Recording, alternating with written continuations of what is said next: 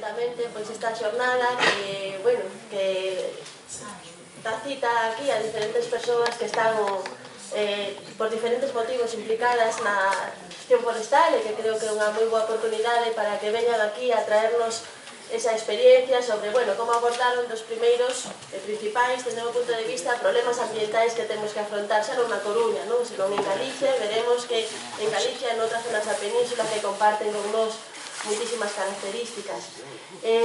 Antes de empezar, non quero arrancar sen agradecer enormemente, en primeiro lugar, a visita dos poñentes que veñen a botarnos unha man, a traer a súa experiencia aquí a esta mesa de maneira absolutamente desinteresada, e un agradecemento pois moi sincero, non? Porque sei como están as axendas e sei o dificilísimo que é sacar sitio para desplazarse, para vir aquí pois a traer todos esos coñecementos. As exponentes os presentarei a continuación.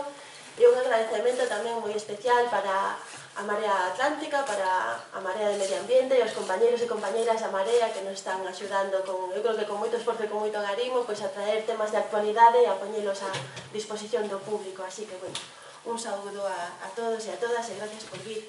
Me gustaría presentar, en primeiro lugar, a Elena Martínez, que vai ser a moderadora desta mesa, e que é unha investigadora en políticas forestais. Concretamente está investigando sobre unha cuestión de primeira relevancia, non? E esa relación entre a proliferación do eucalipto, a situación que se está vivindo agora mesmo no rural, a que se debe, bueno, pois esa relación entre tamén éxodo rural, falamos de abandono do rural, e se queda a puntualizar, bueno, pois ese éxodo que está tendo lugar nas zonas máis amplas de Galicia e máis rurais, e que está conducindo pois a un cambio inexorable e absolutamente decisivo dos usos que están na base desta problemática que imos a tratar hoxe.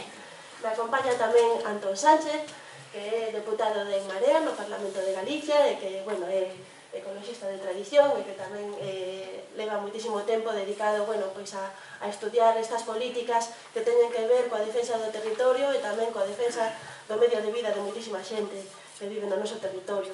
Tamén me acompaña Xavier Pumariño, que é biólogo e é consultor ambiental, e a verdade é que é unha eminencia recoñecida en Galicia cando se trata de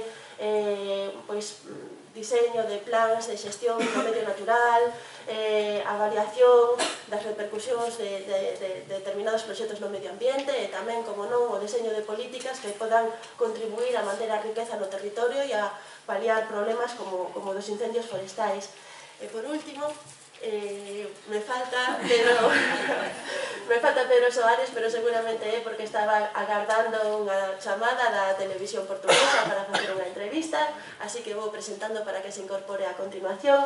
Pedro Soares é deputado no Parlamento portugués polo Bloco de Esquerda e é o presidente da Comisión de Medio Ambiente, de Territorio do propio Parlamento. É unha das persoas que estivo, bueno, pois nesa subcomisión dedicada ao estudio dos incendios forestais despois desa vaga de lumes que o ano pasado foi tan dramática, non? Bueno, unha vez presentadas, me toca a mí un pouquiño abrir estas xornadas. Os incendios forestais, para min, os poño no top 10 dos grandes problemas ambientais que temos que resolver neste país. É unha problemática ambiental que ten repercusións múltiples, xa non só polo deterioro dos recursos que se queiman durante un incendio, senón todas esas repercusións que teñen lugar a curto, a medio e a longo prazo e que teñen que ver con, efectivamente, con recursos naturais e con flora e con fauna, pero teñen que ver tamén coa fertilidade da terra, teñen que ver con a afección ás augas, ás rías e ao marisqueo ao longo deses cursos fluviais, teñen que ver tamén con cambio climático, pois son causa de cambio climático e son consecuencia ao mesmo tempo, teñen que ver con dilapidar recursos productivos que son de primeira magnitude para a supervivencia no rural, teñen que ver coa seguridade para as persoas e para as poboacións, e a verdade é que eu creo que sabemos que é un problema que non vamos quitar de enriba da mesa de boas a primeiras, que necesitamos de políticas moi fondas e de calado, e que o cambio climático está aquí e está aquí para quedarse, e o sería de persoas e de políticos conscientes e responsables pois prepararse para un escenario que vemos todos que estemos enriba da mesa. Falaremos da vaga de lumes de 2017, pero tamén sabemos que os incendios forestais son un problema terco, son un problema lonxevo, son un problema recurrente, son un problema que se remonta a décadas e décadas de mal uso e de mala planificación do noso rural e do noso territorio, será un problema que teñamos que abordar con medidas do mesmo calado. Son medidas que non só teñen que ver co manexo do arborado, son medidas que teñen que ver tamén coa planificación socioeconómica do rural, e son medidas que teñen que ver moito, antes na alcaldía falábamos con Pedro Soares, ese tremendo paralelismo que hai entre Galicia e entre Portugal, e que ten moito que ver tamén con esa convivencia no mesmo territorio entre pequenos produtores e grandes empresas que teñen uns intereses moi claros. Sabemos que as causas dos incendios forestais están na quebra do mundo rural tal e como coñecimos durante séculos, en esa sustitución da agricultura e da gandería por un modelo de plantacións forestais de crecemento rápido a xeito de monocultivo, esa perda desa paisaxe galega en mosaico, esa perda esa paisaxe diversa de monte, de prados, de mato, de hortas, de leiras, de bosque, de esas diferentes unidades da paisaxe e sustituídas por un modelo de plantación monoespecífica, pois están no epicentro da nosa problemática e sabemos que a causa está aí. Como recuperar un rural diverso, como recuperar un rural vivo e como recuperar esa paisaxe en mosaico, pois será algunha das cuestións que supoño que hoxe trataremos nesta xornada. O monte, cando non arde en Galicia, sabemos que é porque choveu, non? E iso será felicitado con grandes parabéns por parte das administracións competentes, pero realmente deixar a meteoroloxía unha cuestión tan importante e cederlle o poder a unha cuestión absolutamente azarosa. E se falamos de meteoroloxía, temos que pensar tamén que as temperaturas se van ir incrementando, que os períodos de seca, como que vivimos o ano pasado, son cada vez máis frecuentes e que ben nos vale irnos poñendo as pilas. Os mares de eucalipto son perigosos porque se sabe onde empeza un incendio, pero non se sabe onde apaga porque son moi difíciles de apagar e, unha vez máis, nos apostamos por outro modelo de manexo do territorio. Que é o que está pasando na Coruña? A Coruña, todos entendemos que é unha cidade absolutamente urbana, moi consolidada, pero si temos unha franxa nada despreciable de ruro urbano, onde se dan moitas das problemáticas que se dan en outros territorios de Galicia. Así como o centro, o desenvolvemento urbanístico que tivemos se preocupou ben de deixalo ben cementado para que non arda, si temos unha franxa que abarca dende a Pasaxe, Palavea, a Zapateira, Castro del Viña, Eirís, a Universidade, San Pedro de Visma, Rosales, etc., onde se dá esta dialéctica, bens nos tian, entre os usos que desapareceron, que xa non son, desapareceu a agricultura, desapareceu a gandería e foi sustituído por unha nada moitas veces vinculada a esa burbulla inmobiliaria que acaparou un montón de terras pero que rematou non sendo en moitos ámbitos da nosa xeografía e que ao final nos dá un escenario de solares, de parcelas abandonados, sen falta de interlocutores con quen falar en determinado momento, inmobiliarias que quebraron, xuntas de compensación que están desactivadas e que nos dan un escenario de preocupación. Non esquezamos que o ano pasado os incendios forestais chegaron mesmo a metrópoli de Vigo e que realmente que por moi urbanos e urbanas que nos sexamos, pois sí que require da nosa intención e da nosa actuación.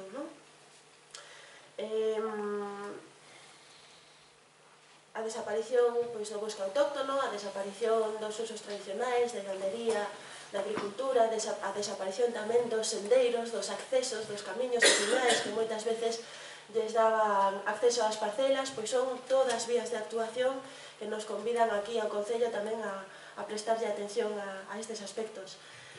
Quero dicir tamén unha cousa, a competencia relativa aos incendios forestais é da Xunta de Galicia, eles son os que xestionan xa non só todo o que ten que ver con políticas forestais, senón todo o que ten que ver tamén con prevención e extinción de incendios, e xestionan tamén algo importantísimo, que son as políticas de desenvolvemento no medio rural e as grandes políticas macroeconómicas. Acabamos de aprobar o ano pasado no Parlamento a denominada Lei de Depredación, que non fai senón seguir abrindo o monte, seguir abrindo o noso territorio as políticas de crecemento das grandes empresas e disminuindo as garantías ambientais. Esa é a política e a dirección equivocada, consideramos nós.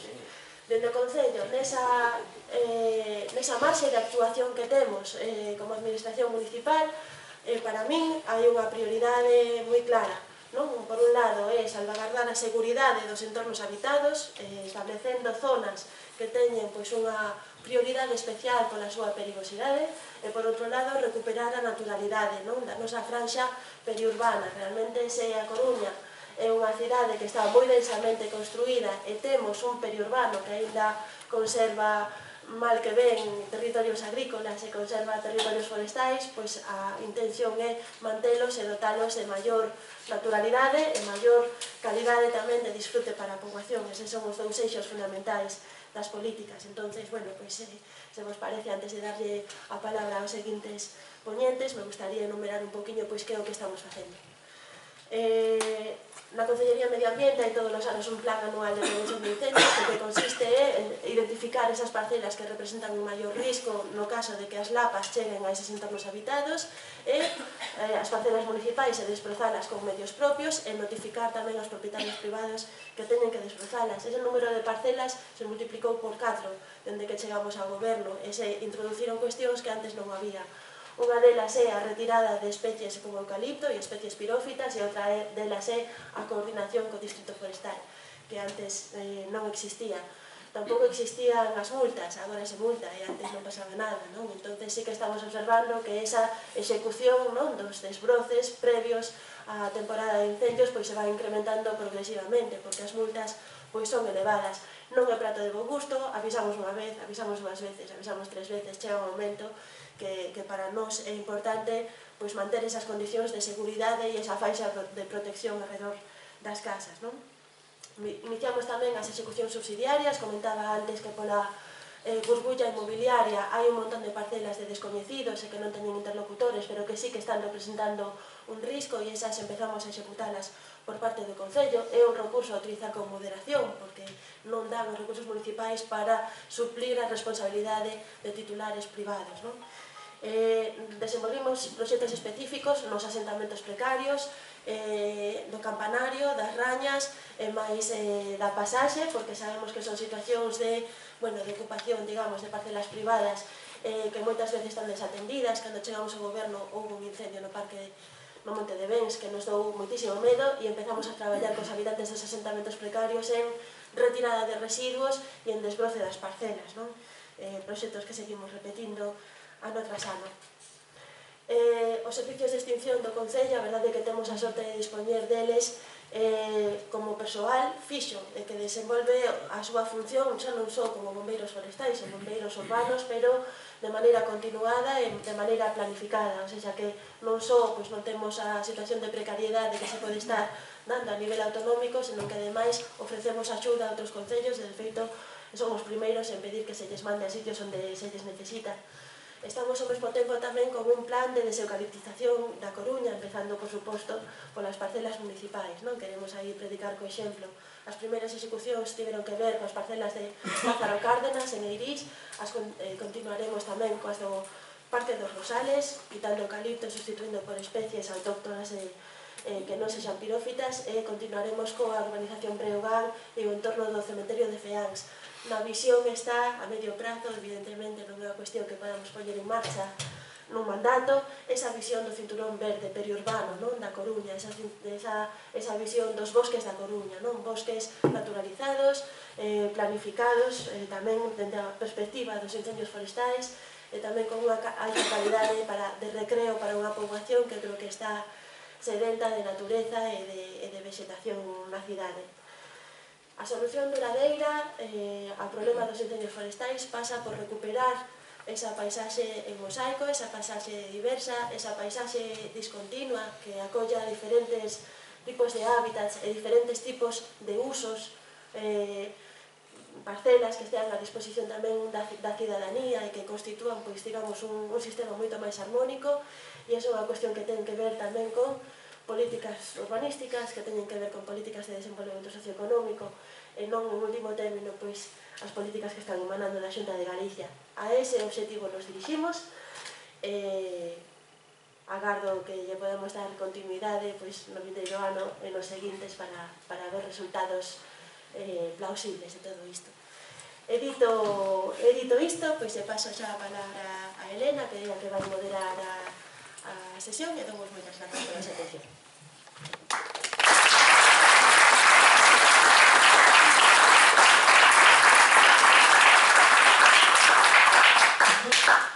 Gracias, María. Nada, simplemente dicirvos que, como xa adiantaba María, o que nos trae un pouco aquí hoxe é bueno, pois facer un pouco balance logo da vaga de lumes do pasado outubro e ver como cada onde podemos seguir avanzando e así, pero antes de entrar máis a fondo cos poñentes que hoxe compoñen esta mesa experta de luxo, non? Para falar do tema, dende o grupo que estivemos preparando este faladoiro, queríamos non entrar máis en materia sen antes facer como un breve repaso ás grandes cifras, non? As grandes trazas características da última vaga de lumes do ano pasado e de como foi evolucionando a superficie queimada durante os incendios forestais en Galicia e en Portugal dos pasados anos, non? Que saibades, só por facer memoria, que durante a vaga de lumes de outubro pasado arderon máis de 50.000 hectáreas en Galicia, en Portugal foron 300.000. Como vedes na transparencia que se está proxectando agora mesmo, temos todos na memoria, os lumes afectaron, están marcados aí en amarelo, sobre todo a zona sur de Pontevedra e Ourense, non? Como tamén recordaba María, estes lumes tiveron a característica de que afectaron especialmente a núcleos poboados, non? Que, como din os expertos, un profesor que lle teño moito cariño, que se chama Edelviro López Iglesias, estes lumes afectan por primeira vez, especialmente en Galicia, as zonas onde o monte medrara cara a cidade e a cidade medrara cara ao monte, non? Onde non está moi claro cal é o uso predominante destas áreas. Ademais, tristemente morreron 4 persoas, en Portugal foron moitísimas máis, lamentablemente, durante os incendios do ano pasado, todas estas características a incapacidade dos medios de extinción de incendios fixeron que os expertos les estean chamando a estes incendios xa que están aquí para quedarse, como o cambio climático, ou un vai amando outro, les chaman macroincendios xa, non? O sea, son incendios especialmente virulentos, non? Todos temos tamén na memoria da última vaga de lumes que, por exemplo, quedaron moitos vehículos bloqueados na franxa da AP9 entre Pontevedra e Vigo, non? Dándose situacións que ata agora non eran moi frecuentes, non tiñamos moi frescos nas nosas cabezas, non? Nada, só por facer un moi breve repaso. Tedes tamén nesta transparencia unha evolución da superficie total queimada nos incendios forestais en Galicia durante os últimos 15 anos, non? Como vedes, tristemente, a vaga de lumes do ano pasado non foi a maior ou a que máis afectou a superficie forestal de Galicia nos últimos 15 anos, non? Como vedes aí, o pico máximo se dá no ano 2006, tamén nos lembramos todo deso, onde case arderon 100.000 hectáreas, non? De superficie forestal. Logo no 2011 volve a haber outro pico, parece que se reduce un pouco, os medios de extinción non eran moito, pero estaban aumentando, e logo, a partir de 2014, esa curva de superficie queimada comeza outra vez a subir ata que nos atopamos o ano pasado, cun balance de 61.000 hectáreas queimadas, non? Case 62.000. Para rematar, un pouco como contraste, non? Esta transparencia mostra cal foi a evolución dos recursos que a Xunta, que é a competente nesta materia, empregou para extinción, en vermello, non? E para ordenamento, ou seja, para medidas das que se consideran típicamente como prevención, non? Como manter a biomasa controlada e o monte limpo, non? Que agora vemos en todos os lados. Simplemente dicir que iso, o gasto en extinción, que aí está representado en vermello, dende os anos 80, 90, non para de subir, ata 2006, onde se sitúa nuns 60 millóns de euros. Logo da crise incendiaria de 2006, que coincide aí no gráfico vermello, co ano 2007, sufre un repunte enorme, non? Supera os 120 millóns de euros de gasto da Xunta, e logo parece que esa curva ten unha tendencia descendente claramente e converxe máis ou menos, queda paralizado, e iso se mantén hoxe en día, en torno aos 100 millóns de euros anuais de gasto, non? En extinción. Como vedes claramente aí, a curva da prevención, de canto de importante para a Xunta foi a prevención dos incendios forestais, seguiu unha tendencia diametralmente oposta, non? Os recursos empregados para manter a biomasa controlada en condicións que asegurasen que os riscos de incendio ian ser menores, non parou de descender, non? Con altibaixos, é certo, pero non parou de descender, e sitúase en niveis de 60 millóns de euros, non? Exactamente non, pero máis ou menos a metade do que se gasta en extinción.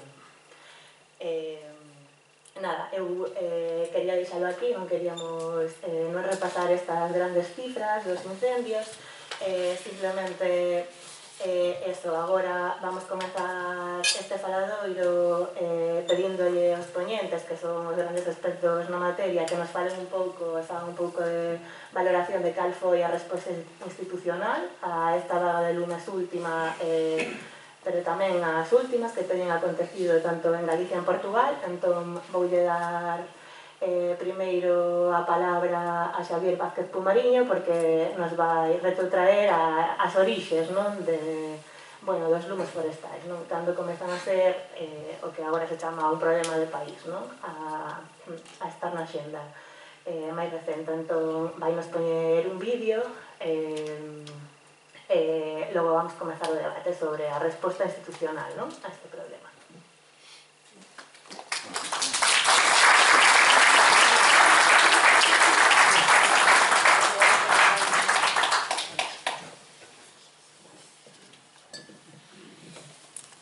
Pois, boas tardes a todas e a todos. O primeiro de todo, darvos as gracias á Marea Atlántica, a xente que venedes aquí, as organizadoras por montar esta sesión de debate hoxe, que me parece importantísimo ter sesións de debate que se saian un pouco do marco conceptual habitual, oficialista e típico que levamos vendo en Galicia durante os últimos 80 anos, aproximadamente, non? Eu comentáballes que para min unha das cousas máis importantes que podría eu sacar de aquí, de vos, de todos vos que estades vendo isto, é que vexades un vídeo que non é máis que un nodo, é dicir, que era o noticiario, bueno, os que son máis maiores recordaredelo, non? O sea, os nodos que poñían nos cines durante a época franquista, o aparato franquista e tal. Entón, poñía esos vídeos que eran de propaganda do réxime, non? Por que me parece moi interesante? Porque moitas dos problemas dos que estamos hoxe a falar ou das cuestións que están en discusión, curiosamente xa están resoltas. Están resoltas neste vídeo que é de 1954. Entón, aí xa vemos as respostas, digamos, que podemos dar a día de hoxe, en 2018, a moitos problemas, non? Por outra parte, o vídeo está como centrado, digamos, un pouco en Galicia, ainda que ten o seu truco tamén, durante os réximes fascistas e o que hai trucos, entón salen paisaxes que non son de Galicia, un pouco para acentuar esa sensación de desolación rural ou de desolación natural que hai, non? Pero penso que podría ser perfectamente aplicable tamén á mesma época, exactamente igual, a Portugal coa dictadura de Salazar, do mesmo xeito. É dicir, eu penso que non hai nese senso ninguna diferencia real, non? Tanto a nivel ecolóxico, como a nivel ambiental, como a nivel de planificación económica ou a nivel de planificación social, non? Entón, se para min vedes o vídeo e reflexionades acerca de él, para min daríame xa máis que satisfeito, non? Do que podemos sacar de min hoxe aquí, non? E, bueno, pequeno paréntesis, a perspectiva de xénero tampouco ten desperdicio.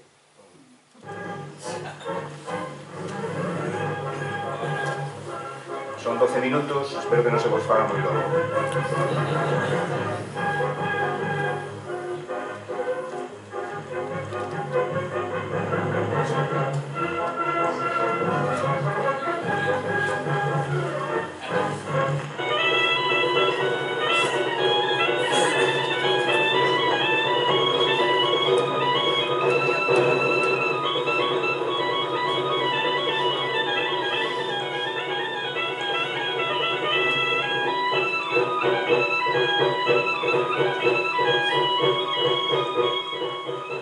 Galicia nos ofrece la belleza de su paisaje, el encanto indecible de sus rías, las bahías anchurosas, la sugestión de la naturaleza que entrega sus dones para que sean cuidados y aprovechados por la mano del hombre y la protección del Estado.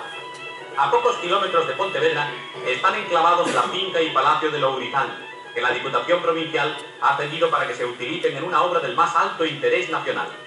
Este es el Centro Regional de Enseñanza, Investigaciones y Experiencias Forestales, que pone en marcha la labor de repoblación que el patrimonio forestal del Estado efectúa con gran intensidad en la región gallega. El fruto del Eucalyptus globulus se extiende en los sequeros solares para que al abrirse salga la semilla. El Servicio Nacional de Semillas de la Dirección General de Montes posee en distintas provincias españolas 83 sequeros solares y 28 de calor artificial. La cantidad producida es de 613.000 kilos.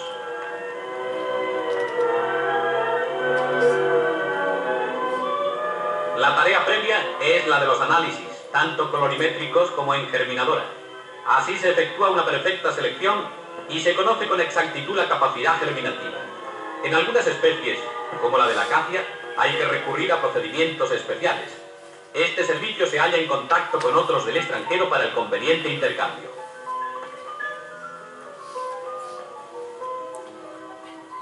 El Instituto Forestal de Investigaciones y Experiencias estudia a través del Centro Regional la aclimatación de especies exóticas que pudieran resultar interesantes para nuestro país, como ha ocurrido con el eucaliptus y el pino de Monterrey. Actualmente ensaya la posible adaptación de 50 variedades de pino pinaster y de otros pinos exóticos, tales como el caribea y el tera. Durante el decenio 1944-1953, el Estado invirtió a través de la Dirección General de Montes 1.000 millones de pesetas en el Plan General de Mejora de los Montes Públicos, y la intensificación de las ordenaciones y el aumento de la producción de semillas ocupan en ese plan un puesto sobresaliente. Después de que la tabla sembradora distribuyó los piñones, brotaron tras el tiempo marcado los pequeños pinos, que han de ser amorosamente cuidados con el riego, extirpando también las malas hierbas que crecieron a su alrededor.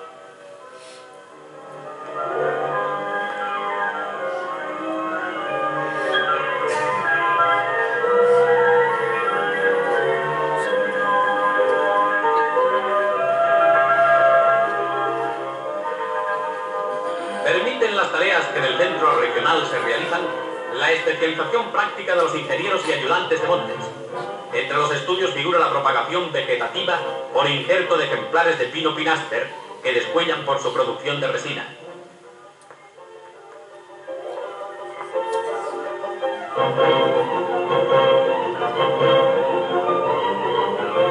Aquí vemos uno de 5 años elegido entre 1 millón de su especie. Dio al resinarlo más de 40 kilos de miera, en lugar de 2 a 4 kilos que es la producción normal. Las investigaciones se vulgarizan por medio de cursillos. Los guardas adquieren así los conocimientos necesarios para la preparación de viveros, apertura de hoyos, plantación, siembra, riegos, etc.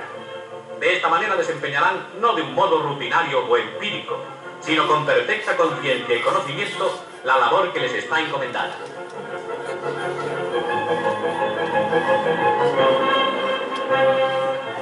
La tarea del patrimonio forestal del Estado quiere conseguir la defensa de nuestras vegas y de nuestros pueblos, cubriendo con los brazos verdes de los bosques las tierras estériles, origen de los torrentes y de los aludes que siembran la destrucción, aterran los pantanos y cortan los caminos.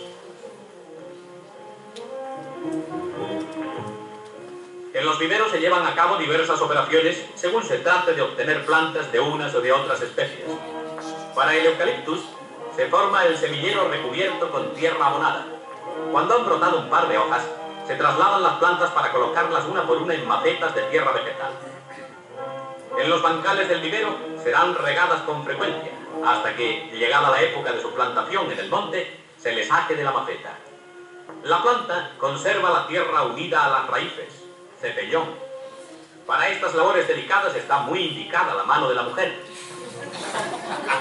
Rima bien la ternura femenina con el quehacer que requiere una finura y un tacto casi maternales. La repoblación forestal incorpora a la economía nacional el suelo de cerca de media España, hoy improductivo. En gran parte de este terreno se halla sujeto a la acción denudadora de los fenómenos torrenciales más diversos, como consecuencia de un clima tan extremado como irregular que desde siglos actúa sobre uno de los relieves más accidentados de Europa.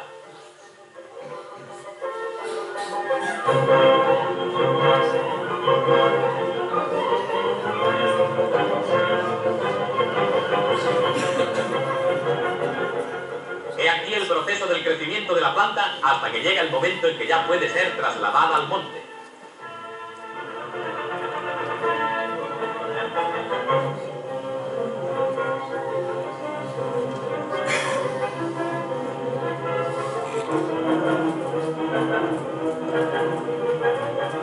Mientras se mantiene la actividad en los viveros, en los montes que se pretende repoblar, se va preparando el suelo, limpiándole de la maleza que le recubre y abriendo los hoyos en los que se colocará en el tiempo oportuno la planta que se le haya destinado.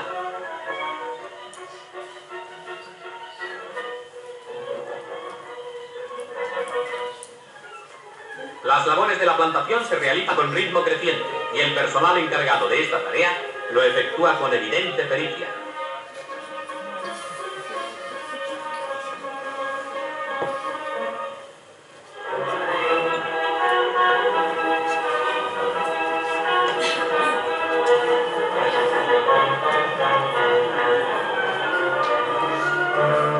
Actualmente muchas de estas labores se han mecanizado. Nuevos modelos de máquinas están destinados a resolver y simplificar difíciles problemas. Los complicados mecanismos permiten una realización más rápida y completa en estos trabajos. Ganan volumen de tierra para las plantas al profundizar el laboreo y humanizan el trabajo al disminuir el esfuerzo físico.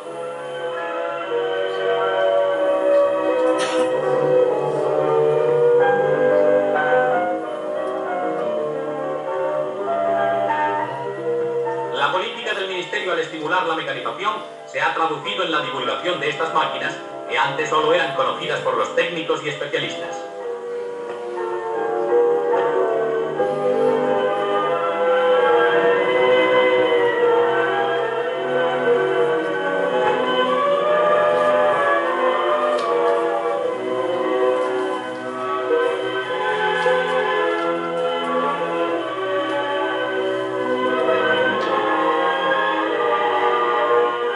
Las plantas tienen ya su destino definitivo.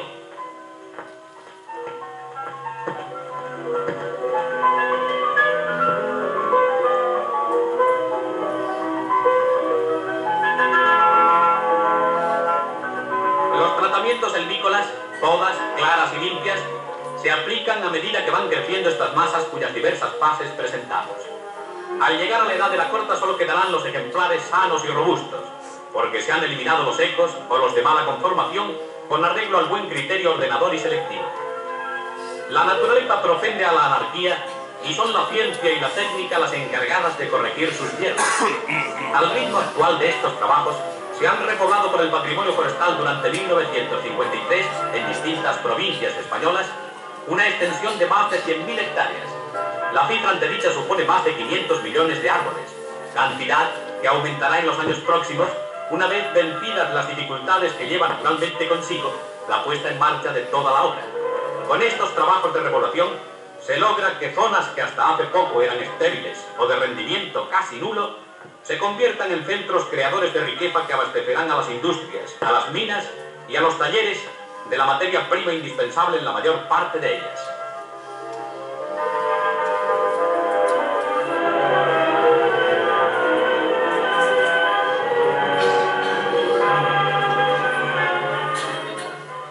La creación del lago artificial aumenta nuestra importancia piscícola, a la que colaboran eficazmente los laboratorios del Servicio Nacional de Pesca Fluvial. Al mismo tiempo, la hermosura del panorama constituye un grato deleite para nuestra mirada y nuestro espíritu.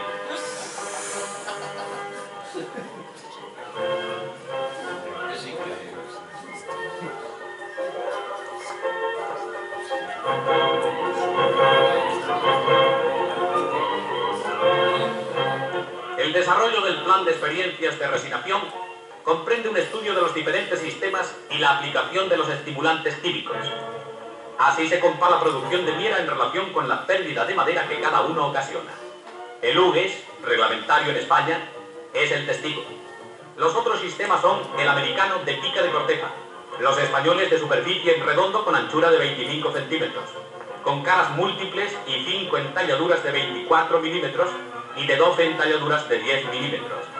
Y el espina de pescado, masek, con anchura de 12 centímetros.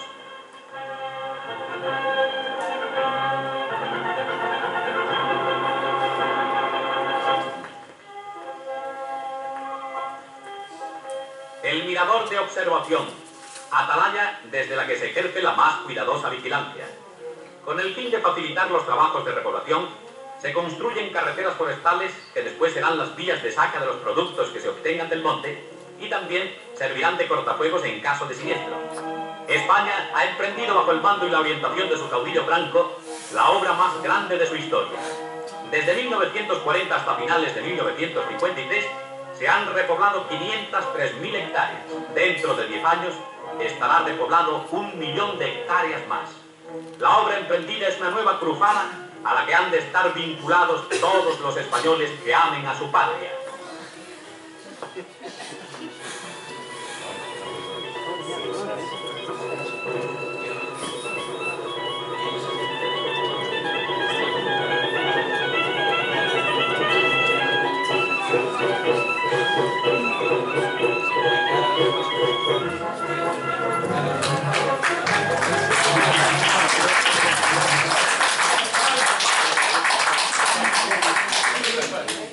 Bueno, penso que é a primeira vez que se aplaude a un nodo en España despois da transición, pero bueno, en fin. Bueno, eu realmente o que me gustaría é que unha frase que decía María, e que os lumes son un dos problemas máis importantes que temos en Galicia, tamén en Portugal, en outras partes de España. Eu penso que non é exactamente así, sino que o lume é a consecuencia de un problema. Os problemas nunca se poden resolver se pensamos dentro do marco que xeneran eses problemas. E o marco que xenera eses problemas está neste nodo. É dicir, a obra do caudillo, esta obra magna pensada para España fai xa prácticamente 80 anos, como decía antes, prácticamente dentro de pouco vai facer un século, porque tamén a República tamén fixo os seus pinitos nesta historia. Continúase hoxe en día, non? Últimamente falase moito de que non hai transición, de que non houve unha transición real en moitos aspectos da vida política judicial en España, e na parte forestal non solamente non houve transición, sino que se incrementou a grande obra magna, digamos, o señor caudillo de España, non? Entón, insisto, se queremos resolver o problema dos lumes, o problema forestal, temos que pensar fora deste marco, non? E este marco, lamentablemente, é o marco no que se nos presentan todas as políticas forestais habidas en España, non solamente en Galicia, sino no conxunto de España, dende, por poñer unha data, dende a transición, non? Todas as solucións, entre comillas, que se propoñen para o tema do lume, para un montón de cousas no rural, veñen deste marco. Por lo tanto, se non nos salimos de aquí, non vamos a poder solucionar nada, non? Por dar outra pincelada, fai cousa de un mes, aproximadamente, un comité científico do propio Ministerio de Medio Ambiente elaborou un documento que non decía nada novo, sino que decía algo que xa se sabía, e era que os eucaliptos, as especies do género eucaliptos, eran especies exóticas e máis invasoras, non? Bueno, aquí o din claramente, dicir, non facía falta un comité de expertos no século XXI para decir unha cousa que xa decían un nodo tranquilamente en 1954, non? Aproveito e comento outra historia. Aquí falase muitísimo do eucalipto, estáse falando constantemente do eucalipto como se fora o gran demonio, o gran demo do lume ou do medio ambiente, do medio natural en Galicia e outras áreas, non? Bueno, non, é dicir, o eucalipto está prácticamente ao mesmo nivel que os piñeiros. E aquí o din tamén claramente, é dicir, son piñeiros exóticos, é dicir, os piñeiros en Galicia non hai pinos autóctonos, non hai piñeiros autóctonos, quedan, sempre se pode matizar un pouco, sempre te dicen, no, que no rexistro polínico sempre hai unha continuidade de pinus pinaster, vale, sería relictual, e relictual non quere dicir que sexa autóctono en todo o territorio de Galicia, de feito non se sabe onde pode vir ese registro polínico, non se sabe onde está, non? Por lo tanto, cando miredes o monte, pensade que estades vendo un problema, non estades vendo unha solución, non estades vendo unha oportunidade económica, non estades vendo absolutamente nada. E un dos problemas que xenera a súa vez ese gran problema é o dos lumes, non? É dicir, que é, digamos, a parte visible, a parte que nos asusta de todo isto, non?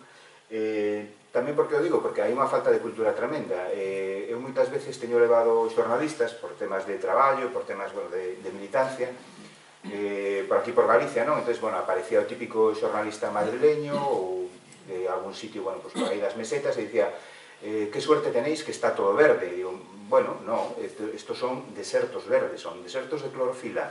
A cor verde non é unha cor especial, é unha cor máis, non quere dicir que haxa biodiversidade, nin que haxa absolutamente nada, non? Entón, eu insisto que debemos romper precisamente todo este marco conceptual que nos temos aquí. Non sei se teño que parar. Para cando te me digas. Bueno, en fin. Entonces aquí podemos xa ver algúns conceptos, é dicir, que están vixentes nos xornais a día de hoxe, nos partidos no goberno, nos partidos na oposición, incluso en algún grupo ecoloxista, por suposto en todos os medios de comunicación, que é o concepto de limpar, é dicir, como se a vegetación autóctona, a vegetación espontánea, fora unha especie de suciedade. Non é suciedade, é vegetación natural que ten unhas propiedades completamente diferentes a unha plantación forestal, non? Certo é que necesitamos madeira, pero non necesitamos madeira neste volumen, non? Entón, mentre non nos salgamos de aquí, non vamos a solucionar absolutamente nada. Vale, e por reconducir así un pouco o debate, ainda que está claro que a orixe desto se remonta moi atrás, quería agora como que fixéramos así un pouco de balance de cal foi a resposta das institucións diante das últimas vagas de lume, non? Pido vos, Antón, e a ti que faledes un pouco máis do caso de aquí, pero bueno, seguro que coñeces o de Portugal, e logo lle daremos a palabra a Pedro para que nos conte un pouco que é o que aconteceu en Portugal e que está pasando agora, non? Logo das últimas vagas de incendios forestais. Entón, se queres falar un minutiño máis douchos, senón lle daría a palabra. Claro, a resposta institucional que deu a Xunta de Galicia en outubro de 2017 foi exactamente a mesma que deron todas os gobernos galegos na súa historia, na historia da autonomía, na historia da Xunta de Galicia.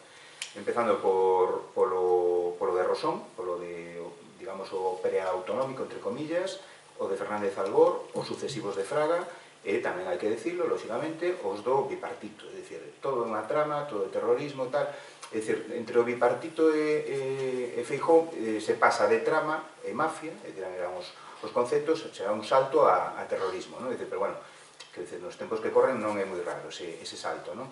Pero a resposta institucional foi exactamente a mesma, é dicir, botarlle a culpa a alguén que está fora.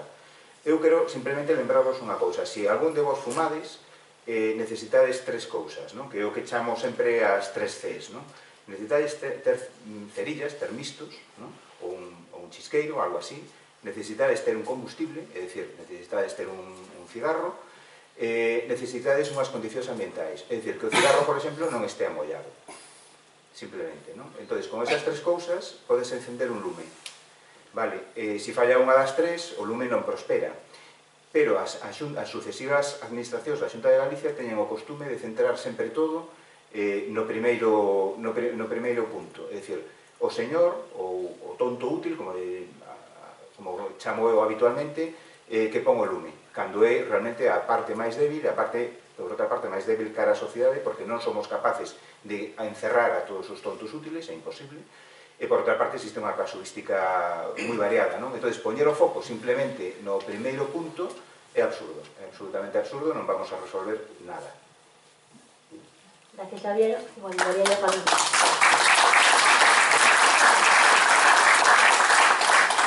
Seguro que Antón tamén nos pode contar do que estivo acontecendo por aquí logo de outubro. Quanto tempo teño? 5 minutos.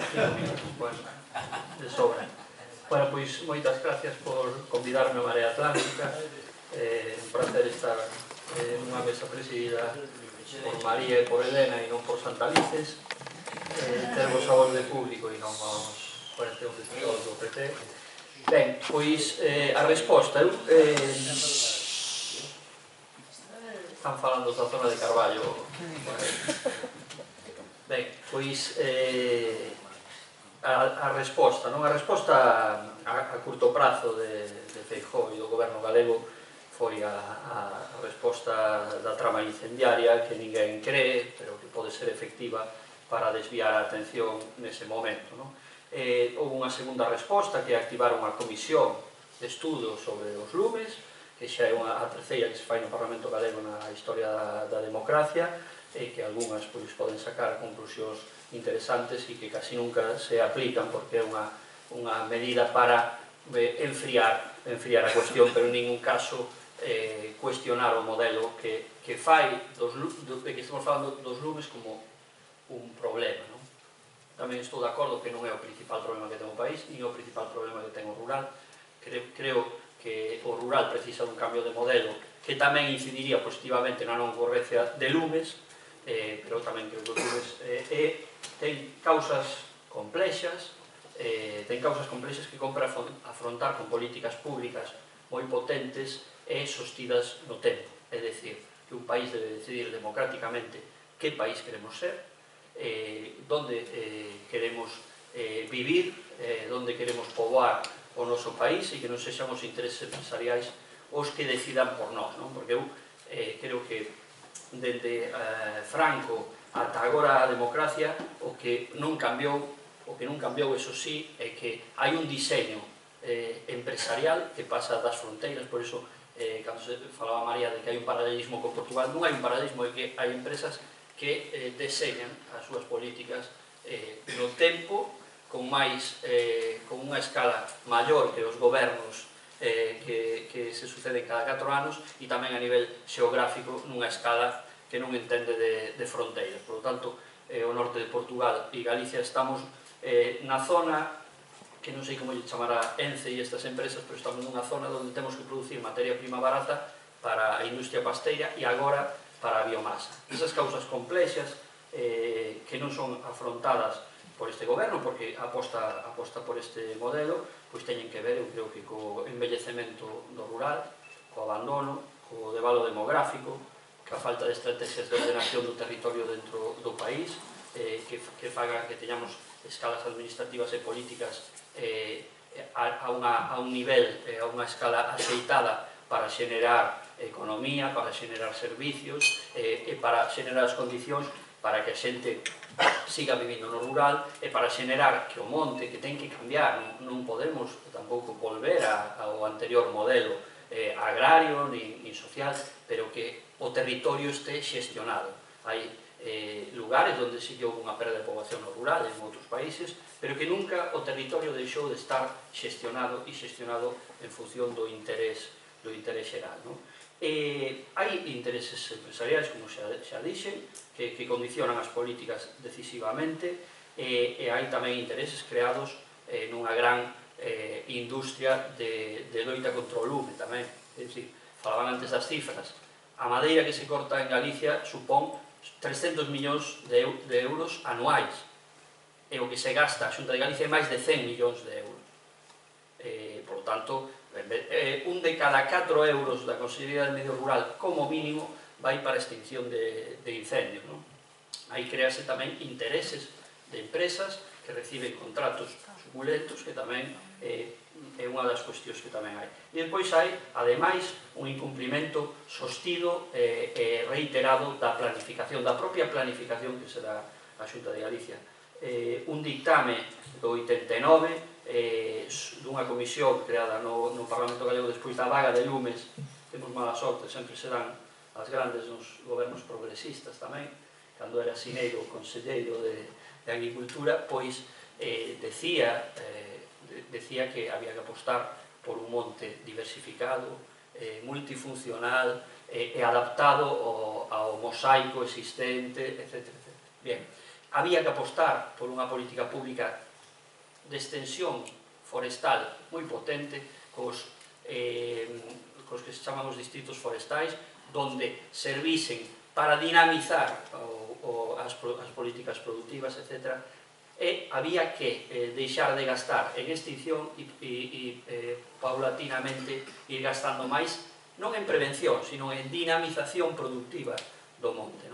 Todo eso, hai un informe do propio Consello de Contas que bota por terra, o sea, que denuncia o incumplimento reiterado do plan forestal de Galicia en todos estes aspectos. Nin se buscou dinamizar productivamente o monte, nin se aplicaron os orzamentos máis para dinamizar productivamente o monte, senón que siguen aumentando os de extinción e apostouse por monocultivo.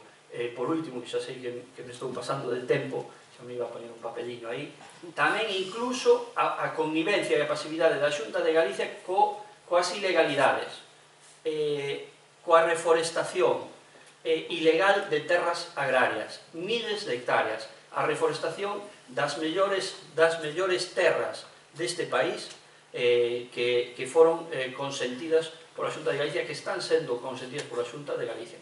O Partido Popular e a Xunta de Galicia está apostando aínda máis por incrementar eses monocultivos, ademais de grandes superficies, sin haber unhos cortalumes, ainda que sean naturais, como eran os prados, as leiras, etc. Grandes superficies que dan lugar tamén a incendios moito máis agresivos e perigosos para a xente, así como tamén o desorden urbanístico tamén consentido que acerca as casas ao monte. Pero eso está pasando agora, estáse permitindo eso. E xa, para esta vez si rematar, hai unha planta de biomasa que vai a comenzar a funcionar en Curtis de 50 megavatios, que vai necesitar ingentes cantidades de eucalipto ou de especies de crecemento rápido. Ben, o Partido Popular goberna Curtis. O Plan Xeral de Curtis, acaban de aprobar unha modificación do Plan Xeral de Curtis para eliminar o solo de protección agropecuaria. Non queda ningún metro cuadrado de protección agropecuaria nun concello onde hai decenas de explotacións gandeiras que precisan base territorial para producir, e a xustificación do goberno é que o futuro de Curtis vai estar en suministrar eucalipto para a planta de biomasa. Creo que por aí nos mostra máis por onde van os tiros que pola comisión creada no Parlamento Galego a tal efecto. Muchas gracias.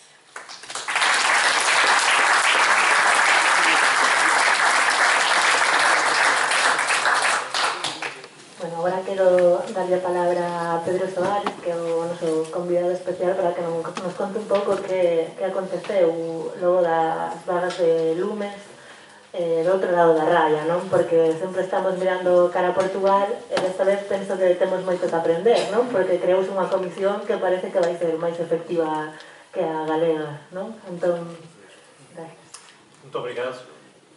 Eu queria, em primeiro lugar, agradecer o convite da Maré Atlântica para estar aqui.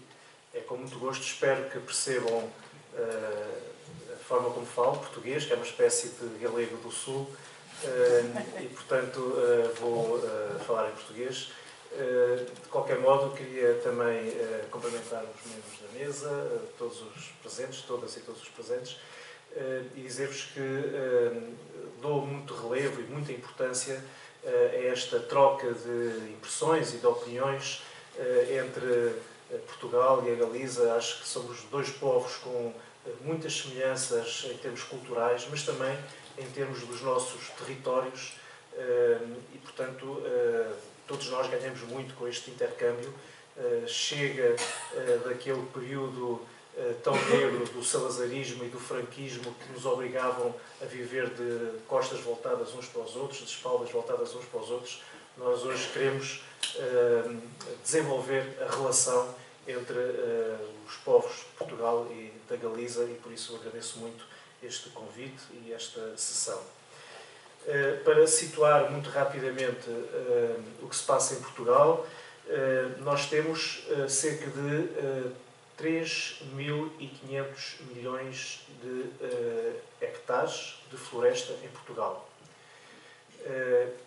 Para terem uma ideia, destes 3.500 milhões, temos dois problemas que temos que gerir.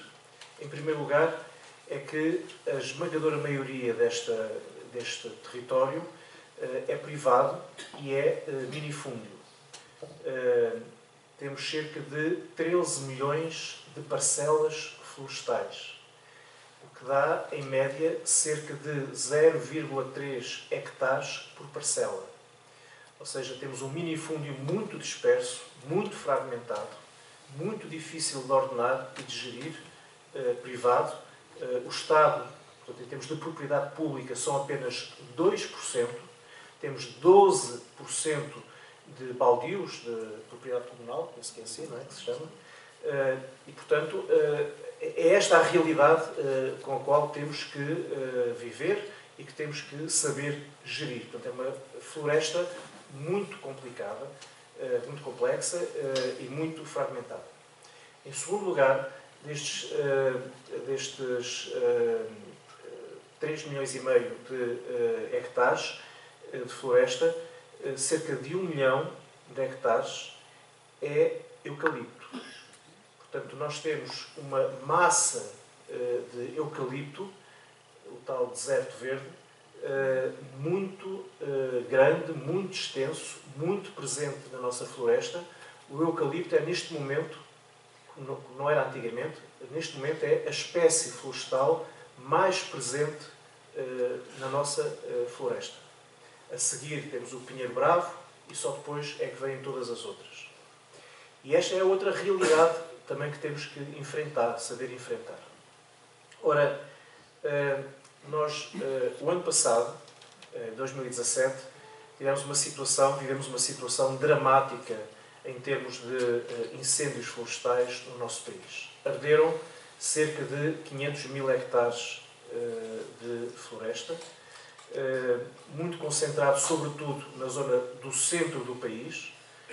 Em alguns municípios, praticamente ardeu toda a floresta de alguns municípios, caso de Pedrógão Grande, em que ardeu mais de 40 mil hectares de floresta, praticamente todo o município ardeu, e foi de tal forma grave que os próprios núcleos urbanos sofreram também incêndios graves, e isto levou a mais de uma centena de vítimas mortais, destruição de muita indústria, de emprego, de postos de trabalho, e, portanto, uma situação económica, social, humana, muito grave, muito dramática. E isto suscitou um grande debate na opinião pública para uma situação que estava mais ou menos adormecida, que era a situação do mundo rural, da floresta e do mundo rural, sobretudo das regiões do interior.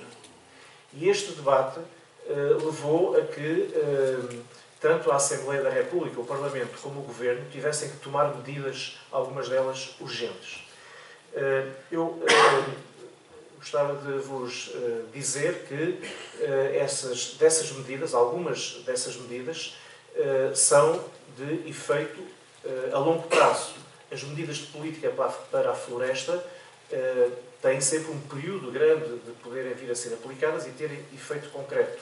Sei lá, se nós falamos de medidas de ordenamento da floresta, não significa que elas possam ser executadas já agora, para o ano. Demoram anos a serem executadas, ainda para mais, numa situação de uma tão grande fragmentação da propriedade florestal. Eu não sei se me estão a entender. Sim? Obrigado. Portanto, de qualquer modo, o problema que estava colocado era que este, em geral, era sempre o argumento para que nada se fizesse da floresta. Dizem-se assim, bem, isso na floresta é uma coisa muito complicada, há muito minifúndio, demora sempre muito tempo a ter qualquer efeito e, portanto, bem, vamos tratar do combate aos incêndios. Isso é que é a questão principal, isso é que nós temos que resolver. Bem, isto aconteceu ao longo de décadas no nosso país. Eu posso dizer-vos que há um marco, um momento importantíssimo em termos da floresta, que foi há cerca de 20 anos, 21, 22 anos, que foi aprovada uma lei de bases da floresta, ou seja, uma lei quadro para a floresta, uma lei que seria uma espécie de chapéu para todas as medidas para a floresta. Essa lei foi considerada na altura, foi aprovada por unanimidade no Parlamento, da direita à esquerda, e foi considerada uma lei importante e competente, uma lei bem feita. O estranho disto é que, passados 21, 22 anos, nenhum dos objetivos definidos nessa lei de bases da floresta foi alcançado. E a questão, o que naturalmente as pessoas perguntam, mas porquê? Porquê é que a Assembleia da República aprova por unanimidade uma lei de bases que é competente, que podia introduzir mudanças importantes na floresta e ao fim de mais de 20 anos nada foi feito. E de facto esta é uma questão importante e que vai ao âmago, toca na ferida. Nós utilizamos esta expressão, vai tocar na ferida. O problema é que a indústria da celulose, a indústria da pasta de papel, constituiu-se como uma indústria com um grande poder económico no nosso país. E passou a ser, quis ser e conseguiu ser o principal ator na floresta. Passou a ser a indústria da celulose quem determinava o que era a política florestal, na realidade, em Portugal, independentemente das leis que a Assembleia da República aprovou. Vou já terminar. E, nessa perspectiva, à indústria da celulose não interessava que houvesse, por exemplo, uma coisa muito elementar, que era ordenamento da floresta, porque a indústria da celulose apostava, isso sim, em manchas contínuas de centenas, milhares de hectares de eucalipto. Não é por acaso que nestes últimos 20 anos o eucalipto passou a ser a espécie mais plantada na nossa floresta, ultrapassou inclusivamente o pinheiro. Porque de facto apostava era em fatores que permitissem produção massiva de eucalipto para alimentar as fábricas de pasta de papel que tinham vindo a crescer cada vez mais no nosso país, sobretudo para a exportação da pasta de papel. Por outro lado, não queriam também que houvesse gestão da floresta, gestão agregada da floresta. Porquê? Bem, porque um pequeno produtor que tenha 1, 2, 3, 4, 5 hectares não consegue discutir, não consegue confrontar o preço da madeira com o grande poder económico das celuloses. Ao contrário, se houvesse organização, se houvesse gestão conjunta da floresta, entidades que tivessem 10 mil, 20 mil, 30 mil hectares, bem, aí tinham capacidade de discutir o preço da madeira com a indústria da celulose. Portanto, a indústria da celulose não estava também interessada que houvesse gestão agregada da floresta. E estes dois fatores bloquearam a aplicação da Lei de Bases da Floresta no nosso país. E chegamos então a 2017 com uma situação que eu diria próxima do caótico na nossa floresta. Sem ordenamento florestal, sem gestão da floresta. Cada pequeno produtor procurava resolver da sua vida o melhor possível. E isto criou um problema em termos do próprio mundo rural, que começou a entender que a única forma de obter algum rendimento era através da plantação de eucalipto, e criou, inclusivamente, um problema ambiental, um problema de segurança para as próprias populações. E eu vou terminar dizendo apenas o seguinte.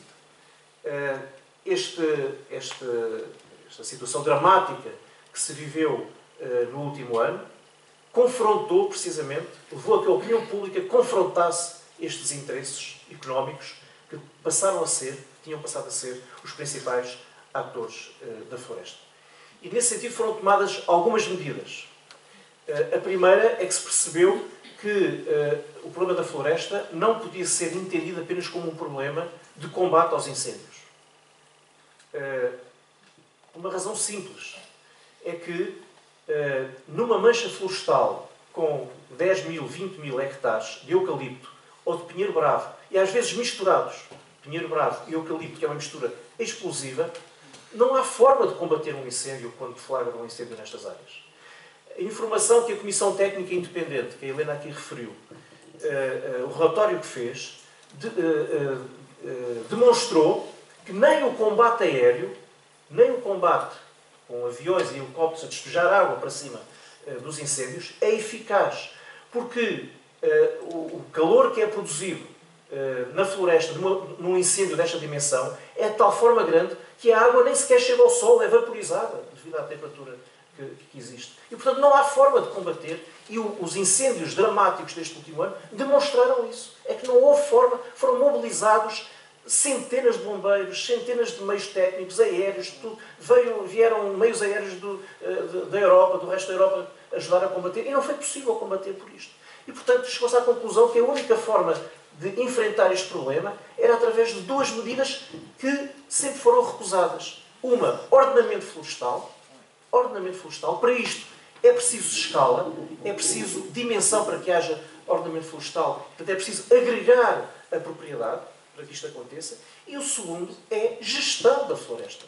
É preciso que haja gestão agregada da floresta, porque de outra forma não é possível, de facto, continuar a ter esta situação caótica que nós vivemos em Portugal. E as medidas legislativas que foram levadas a cabo, no essencial, visaram precisamente isto. Dar apoio, dar uma nova dimensão ao combate, e vou já terminar, e, por outro lado, tomar medidas no sentido do ordenamento florestal e da gestão florestal. Peço desculpa. Muito obrigado.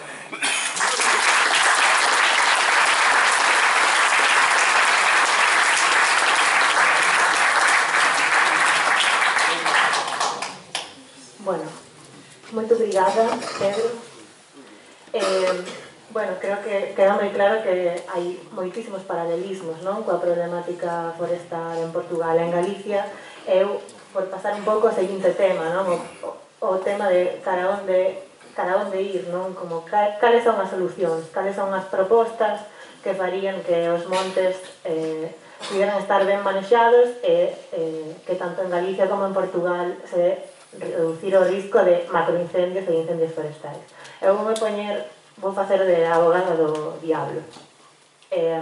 Claro, é certo que aquí en Galicia somos 700.000 propietarios forestais, nunha poboación de 2,5 millóns de habitantes. Entón, claro, todas as inversións de frondosas, non, de manexo multifuncional do monte, precisan dun investimento dun propietario forestal que normalmente, bueno, sobre todo a xente que vive no rural, non, aínda, ten unha renda media máis baixa, non? Entón, eu, dende a miña experiencia, o que me atopo é que cando lles preguntas aos propietarios ou propietarios forestais que estarías disposto a cambiar o uso do teu terreo, din, si, home, claro, outra vez, non? Porque como que esa xente leva recibindo mensaxes de que cambien de uso, de que cambien de actividade no rural, por exemplo, aquí, pois o bovino, logo, pois a plantar especies forestais, non? Pois moitas veces, e aínda así, seguen tendo unha renda per cápita relativamente máis baixa, non? Entón, que se pode facer para convencer a ese propietario forestal que necesita un complemento de renda? Muito obrigado, acho que é uma questão... Perdón, vou dar 2 minutos super estrictos porque logo queremos ter un debate. Este tema é un tema que afecta a moita xente e está ben que abramos o debate. Eu vou ser telegráfico e quero dizer 3 questões sobre esta matéria. Primeiro, é que nós temos um território rural em mudança. Aquilo que era o território rural há 30, 40, 50 anos atrás não é o mesmo que existe hoje. E ainda não sabemos muito bem para onde vai evoluir. Estamos num período de transição, estamos num período de mudança. Ora, era precisamente neste período de mudança do rural, em que a agricultura frequentemente já não é dominante em termos de rendimento das pessoas, em que há cada vez mais complementaridade nas formas de rendimento de quem vive no rural. Neste período de transição, era fundamental que os poderes públicos, que houvesse políticas públicas que contribuíssem para que houvesse, de facto, uma mudança de estratégia para o rural.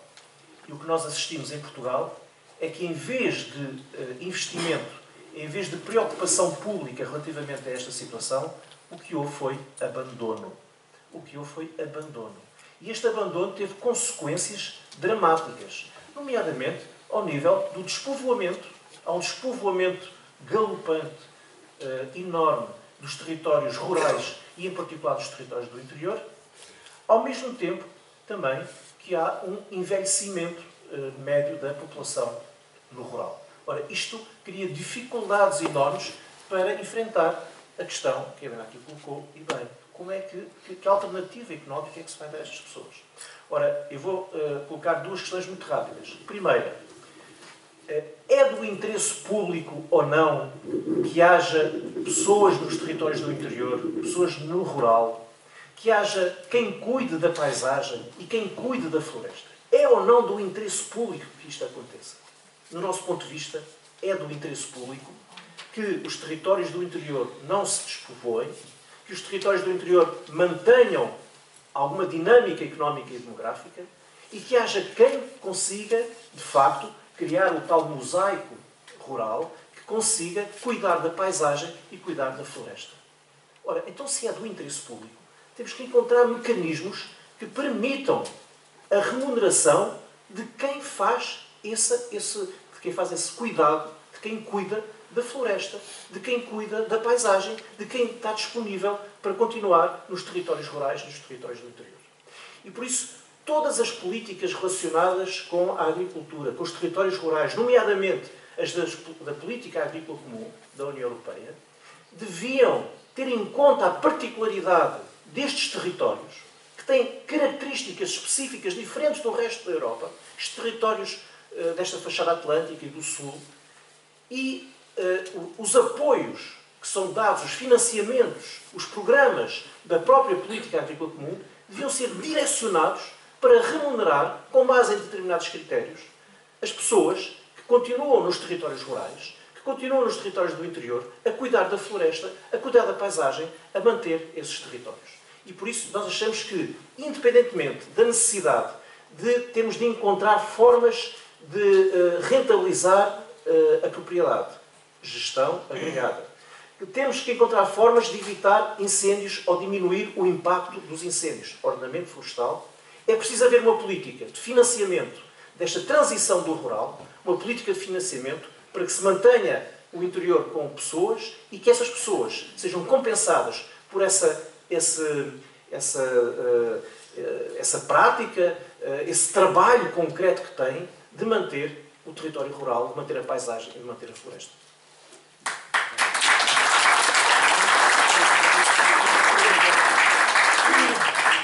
Agora fago a mesma pregunta a Antón e Xavier, quen queira comezar falando un pouco de que se pode facer, como convencemos a xente para que cambie de uso o monte. Vale, eu penso que discrepo en algunhas, non no conxunto, pero sí en algún matiz, non?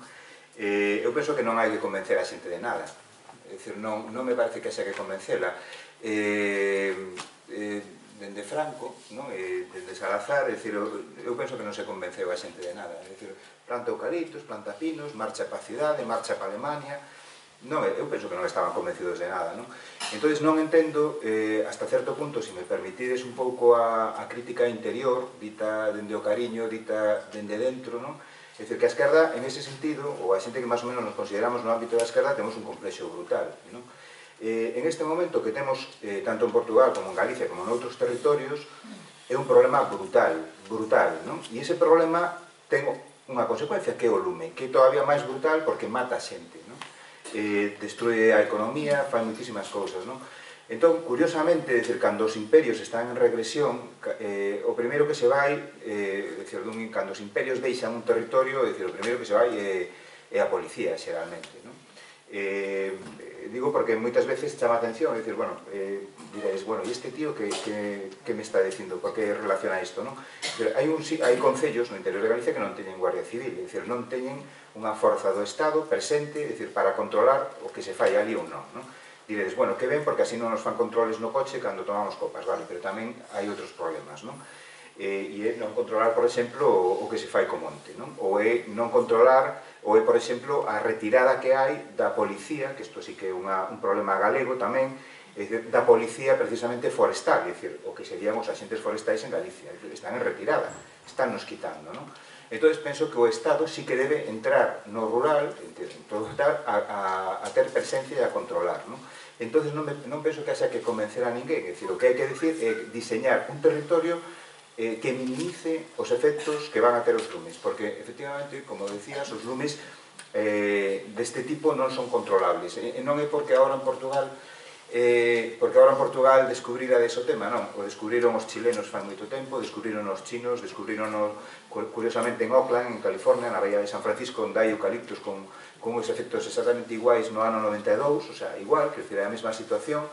A situación das pasteiras e das empresas forestais é exactamente a mesma. Chegaron en Estados Unidos a bloquear fondos para a Universidade de California, Berkeley, chegaron a bloquear os fondos para investigar e para cambiar o modelo territorial en Estados Unidos, os fondos federais, os bloqueou a industria, é dicir, temos un patrón que se repite constantemente en todas estas partes, e eu penso que é un momento do Estado, non? Non creo que o minifundio sexa un problema insalvable. E para iso penso que temos leyes, é dicir, somos o Estado, non? É dicir, sobre, en España e en Galicia non, por suposto, pero sobre o Estado, é dicir, eu penso que hai que entrar a controlar, non? Directamente, non? Pódese facer de moitos xeitos. Unha cousa que me gusta é a fiscalidade. É dicir, en este momento, a industria do eucalipto, a industria do piñeiro, a pasteira, en xeral, é rentable única e exclusivamente porque está subvencionada polo Estado. É dicir, quitémoslle esa subvención. En Galicia, como se lle quitaría a subvención? Moi fácil. É dicir, todo o que sexa apagar incendios, vigilar, controlar, desbrozar, ordenar, todo eso o pagades vos. Pagadelo vos, os propietarios. É dicir, ti sabrás o que faz a partir de agora, non? E tamén, por suposto, os que reciben todo o beneficio de isto, non? É dicir, que son as grandes industrias, as grandes empresas, non? Quitar incentivos. Por exemplo, un dos marcos xa acabo, un dos marcos que había aí que, bueno, que se pode desprender de todo este concepto herdado é, por exemplo, bueno, hai un incendio, hai que sacar a mateira queimada. Por qué? É dicir, sacar a mateira queimada é un problema ecolóxico de primer nivel. O ideal é deixala no monte. Que pasa? Precisamente en Portugal este ano sacáronse toneladas e toneladas de madeira queimada perfectamente utilizable a precio de risa. Quen se beneficiou? Vamos a desincentivar iso, non? E logo hai outra cuestión, é dicir, se eu fora un empresario, digamos, pasteiro ou madereiro honrado, é dicir, quizás son dous términos que non casan moito, non? Pero bueno, se eu fora honrado, é dicir, e eu quixera ter un suministro de eucalipto de calidade con garantías para a sociedade, etc., etc., o que pediría é, por Dios, quitade eucaliptos do monte, é dicir, quitade eucaliptos e quitade piñeiros, limpade o monte, limpade no sentido de quitar esa porquería, esa broza, non? Entonces, realmente se poden facer moitas cousas, é dicir, cambiar, pasarle a factura dos custes á empresa, que recibe os beneficios, quitar subvencións directas e indirectas, e non incentivar precisamente que haxa máis lumes e que haxa máis situacións dese tipo. Eu penso que temos opcións e temos alternativas.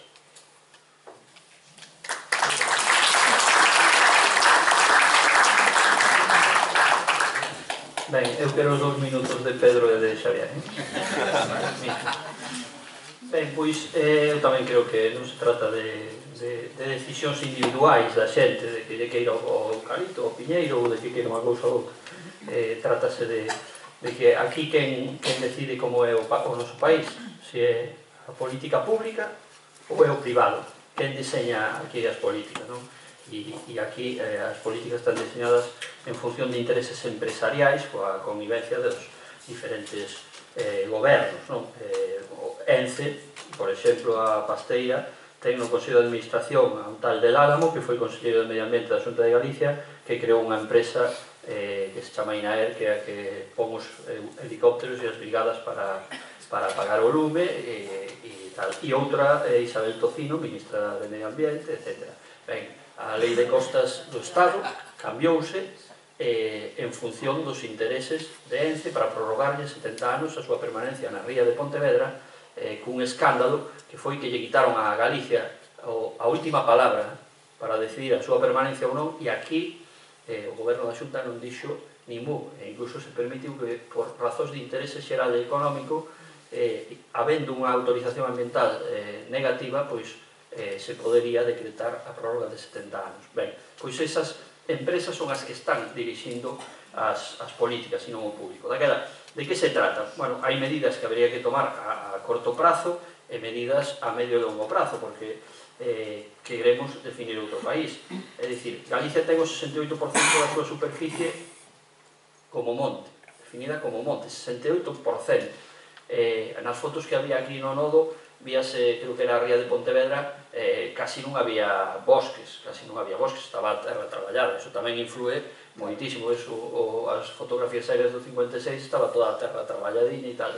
E só 22% de superficie agraria útil. Nese 22% a produción agraria en Galicia aproximadamente son 1.500 millóns de euros. É dicir, no 22% da superficie. Nese 68% da superficie cortanse 300 millóns de euros.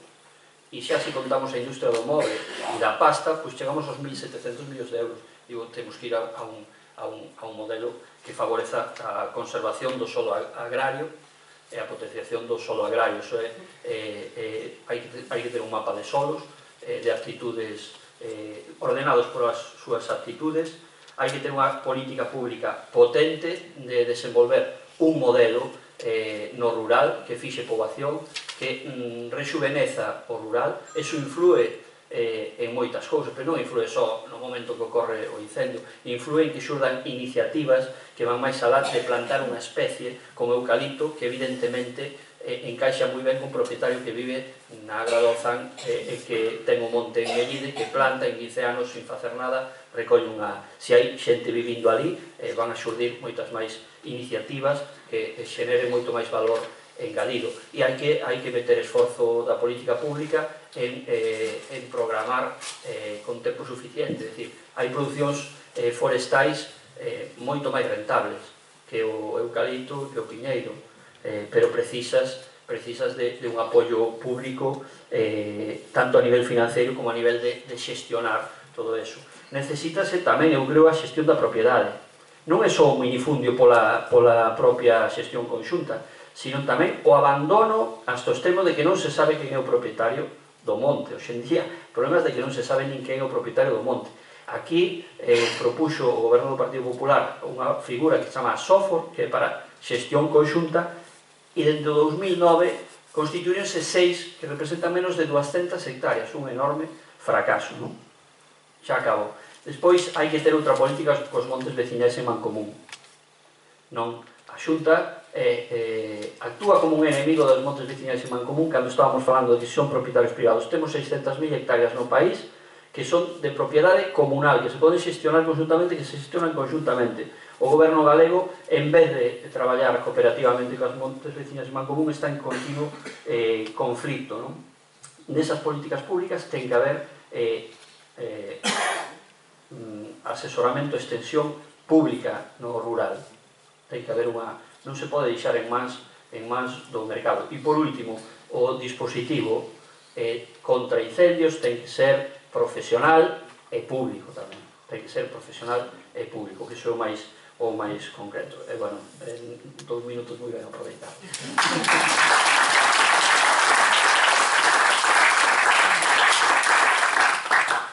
Bueno, moitas grazas aos tres. Agora queríamos abrir o debate con todos e todas vos. O que vamos facer é que as compañeiras de nós van ir pasando o micrófono e recolleremos as preguntas varias seguidas e logo irán contestando en bloque, que xa nos estamos indo un pouquinho de tempo. Entón, quen queira facer algunha pregunta?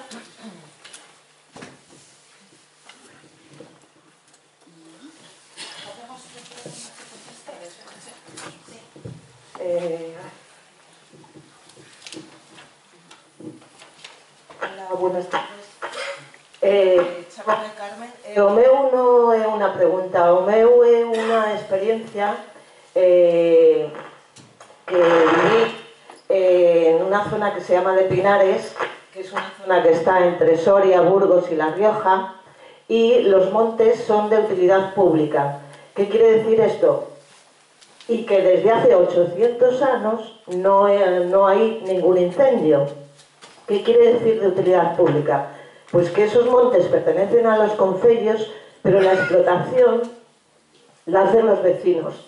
¿Y cómo lo hacen los vecinos? Pues por un sistema que se llama la suerte de los pinos, que consiste en que cada año cortan determinados pinos, que lo decide un ingeniero que yo creo que pertenece a algún tema forestal, y esos pinos hacen montones, o sea, un volumen por cada vecino del pueblo.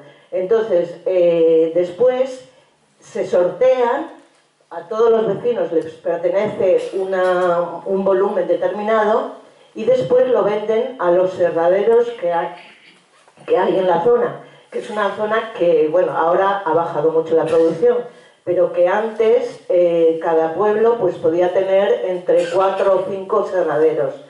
¿Qué quiere decir esto? Pues que el pueblo, al aprovecharse de la explotación de esos montes, cuida esa explotación, esos pinos, y no se produce ningún incendio. Lo que quiere decir también es que cuando Pedro Suárez habló de que uno de los puntos importantes que dice para solucionar el tema es que compensación a la gente que vive en los pueblos para que puedan, bueno, y esa compensación es la que estoy explicando yo, esa compensación que se da por lo que ellos van a cuidar el monte.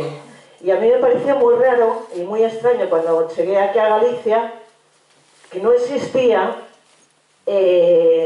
ningún cariño por el monte, que no existía, que no había una cultura de ir al monte a disfrutarlo, porque eso también es muy importante. La gestión del monte también significa que sea un tema recreativo y que la población pueda disfrutarlo. Para eso ten que estar limpio, para eso ten que estar bien cuidado. Y bueno, nada máis será eso. Sí, moitas gracias.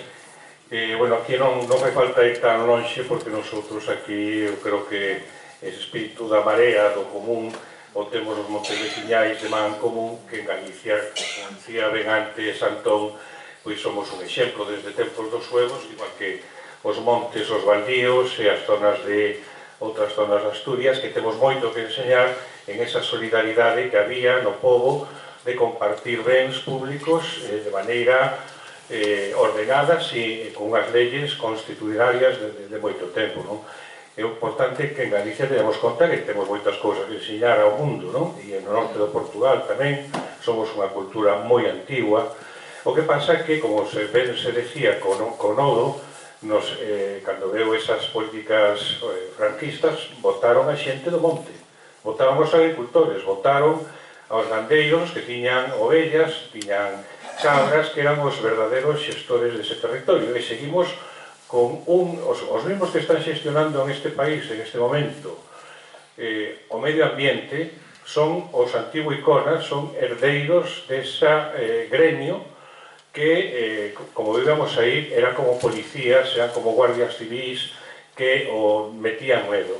Entonces, bueno, simplemente quero decir unha cousa, que non me gusta que se falara de política agraria común, porque é moi importante e estamos nas cidades, moitos nos ecologistas, esa xente, como mirando que ainda o agricultor é o enemigo do medio ambiente. Estamos mirando un medio ambiente tipo Yellowstone ou Losoyogi, pero o medio ambiente da nosa cultura é un medio ambiente cultural feito polo home en armonía ca natureza.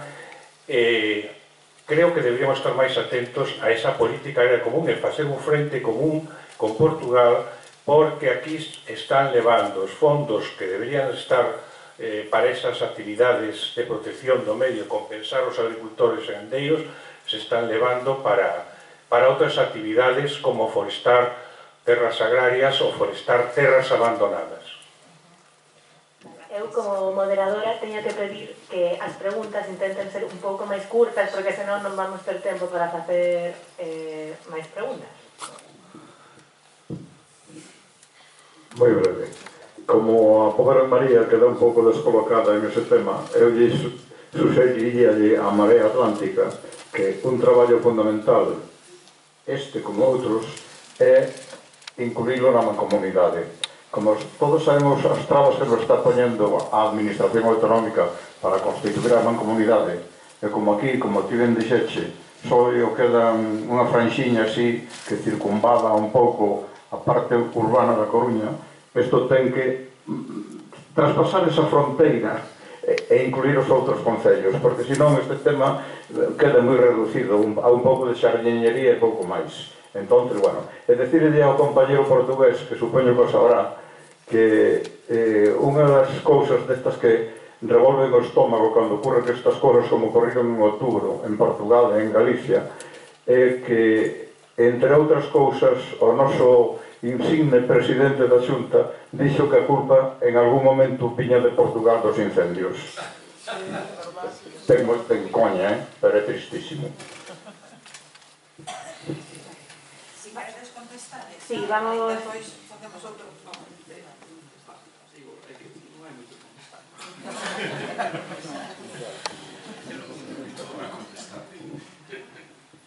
Sí, eu creo que sí, de coller outras preguntas máis. Bueno, vale. E por aquí, por a esquina, había outra, se non me equivoco. Acabo de ver algún. O que teñemos que pedir, de verdade, que intervencións máximo dun minuto, porque senón vamos quedar aquí ata a hora de desayunar. Entón, pido vos brevidade, vale? Así podemos aproveitar para que volvan para Temos que as explicar. convidadas. Bueno, eu, antes de nada, felicitarme polo encontro e felicitarme polo nodo. Eu do nodo conozco a parte negra, porque son unha parroquia onde se repoblou a mano militar, é dicir, toda a parroquia son do norte de Lugo, da montaña de Lugo. E esa é o tal. Por eso, cando aplaudimos o nodo, foi cas orellas. Eu quixera só señalar 3 elementos que están no moito do que se falou aquí. En primeiro lugar, o concepto monte en Galicia é incorrecto. Son terras a monte. Hai que ler a García Fernández, a Bulle e a cantidad de autores máis que sempre califican un papel absolutamente distinto do que se quixo facer. O segundo elemento que quero decir é que a administración forestal foi, e creo que sigue sendo, absolutamente distante e atrevo a decir contraria aos intereses locales. Contanme, e non o dudo, é dicir, que hoxe a Escuela Forestales, o Centro de Investigacións Forestales, é dicir, están directamente ao servicio da industria papeleira. Contanme. Pero mo creo porque estuve en varios foros donde eles falaron, e falaron así, con ese prepotencia e autoridade que significa é aquí o que mando son eu. O que decida a política forestal son eu. Entón, que es reclamar? O último, é dicir que o clima vai cambiar. Para ben, para mal, é evidente. Pero o que hai que cambiar é o clima social. O clima social e a actitud respecto dos montes pasa por un esforzo colectivo que empeza pola administración, forestal e evidentemente polo poder local, donde ten que haber un consenso sobre a utilidade e o futuro das nosas zonas rurales. É dicir, é certo que agora os temas dos incendios forestales está invadindo as cidades tamén, pero bueno, prefiero esos comentarios co cal pequei e me pasei do minuto. Gracias. Agora pidolle o seguinte compañeiro que vai preguntar, por favor, un minuto. A ver se sentas precedente. A ver se sentas precedente, gracias. Eu non xe prometo que sea un minuto, Porque eu xe nací na aldea, nací xa. Está ben así, entón? Bueno, eu xe nací na aldea.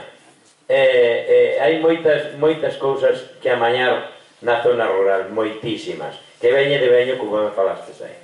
O tema dos minifundios é un cáncer increíble de Galicia. E Galicia, se non está mellor explotada, é porque estuvo sempre mal gobernada. Porque foi unha vaca da que se tirou do teto, nunca se gastou unha peseta en ordenar territorialmente nin a Galicia, nin en conservar as especies autóctonas, por exemplo, e meter depois outras especies. Eu non digo que non vai haber eucaliptos, que non vai haber o que teña que haber. Hai que exportar o que máis cartos día, para hai que respetar tamén o que é noso. E hai que non destruir de cara ao futuro.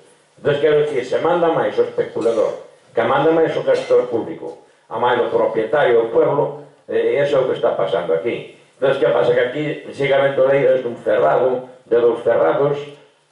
Non sei se me explico, o sea, así non pode producir Galicia, nin pode ser.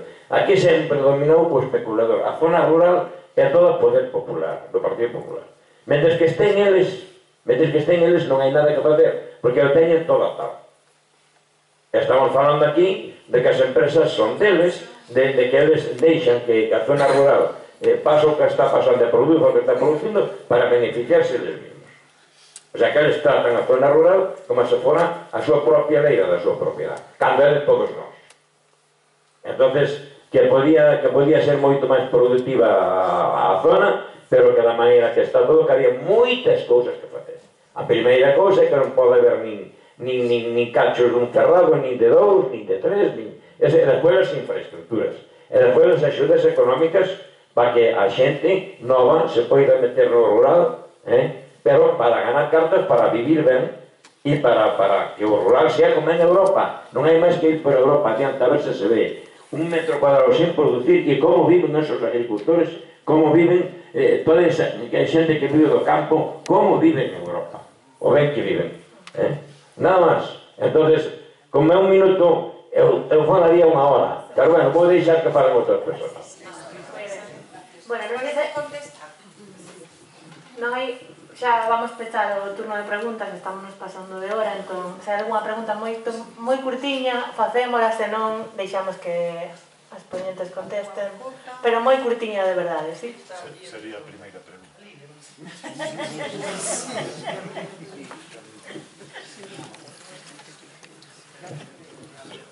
Buenas noches. Me llamo Dominique y de casualidad pues no soy gallego, ya por el nombre.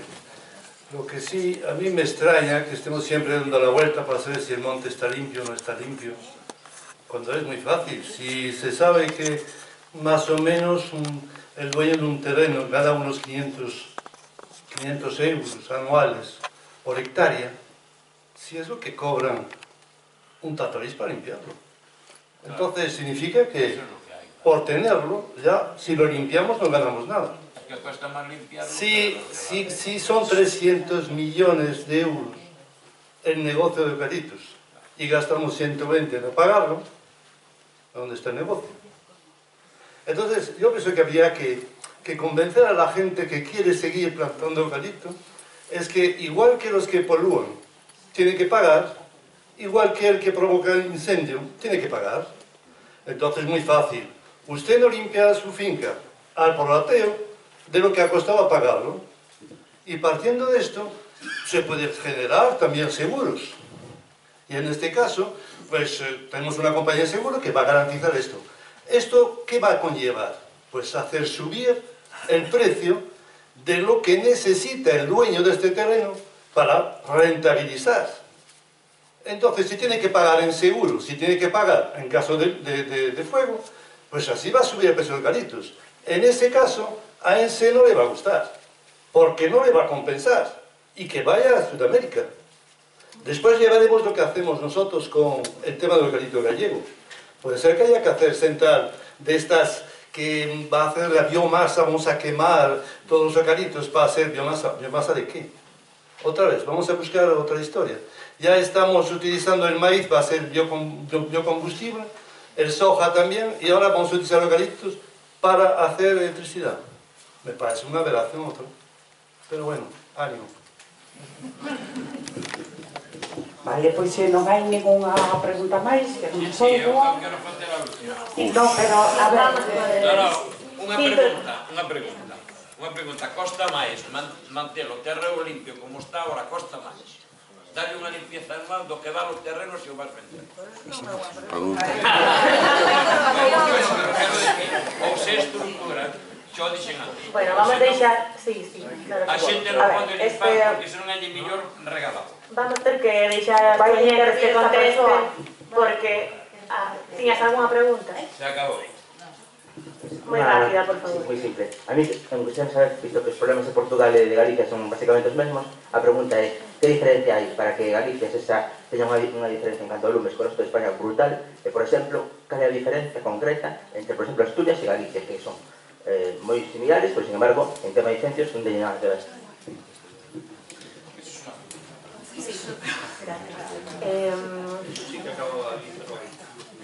Claro, como quizáis comezamos contestando a pregunta logo entramos un pouco a valorar as opinións e demais comentarios que saíron por aquí. Se vos parece, como houve así moito tema, vou vos dar un minuto, que sei que vos o sabedes respetar, a cada un, e logo xa María vai pechar a xornada e rematamos, sí?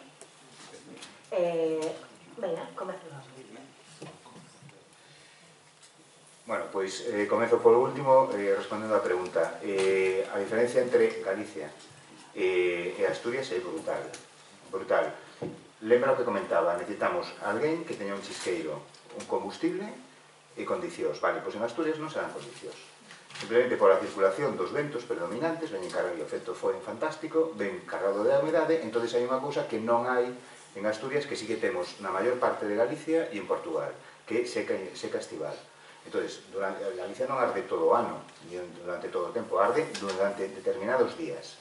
E esos días é precisamente cando hai seca estival, se dan as condicións fantásticas, moi coñecidas, bueno, que xa levamos describíndolas pois moitas décadas, e é a condición dos 330, máis de 30 grados de temperatura, menos de 30% de humedade e ventos de máis de 30 km por hora. En esas condicións, e ademais se dan lumes de copa, é dicir, que o lume pasa de copa en copa, canto máis alto sea a árbore, peor, en ese sentido, os eucaliptos peor que os piñeiros peor que calquera outra cousa, é dicir, simplemente é inapagable, iso é a diferencia, non?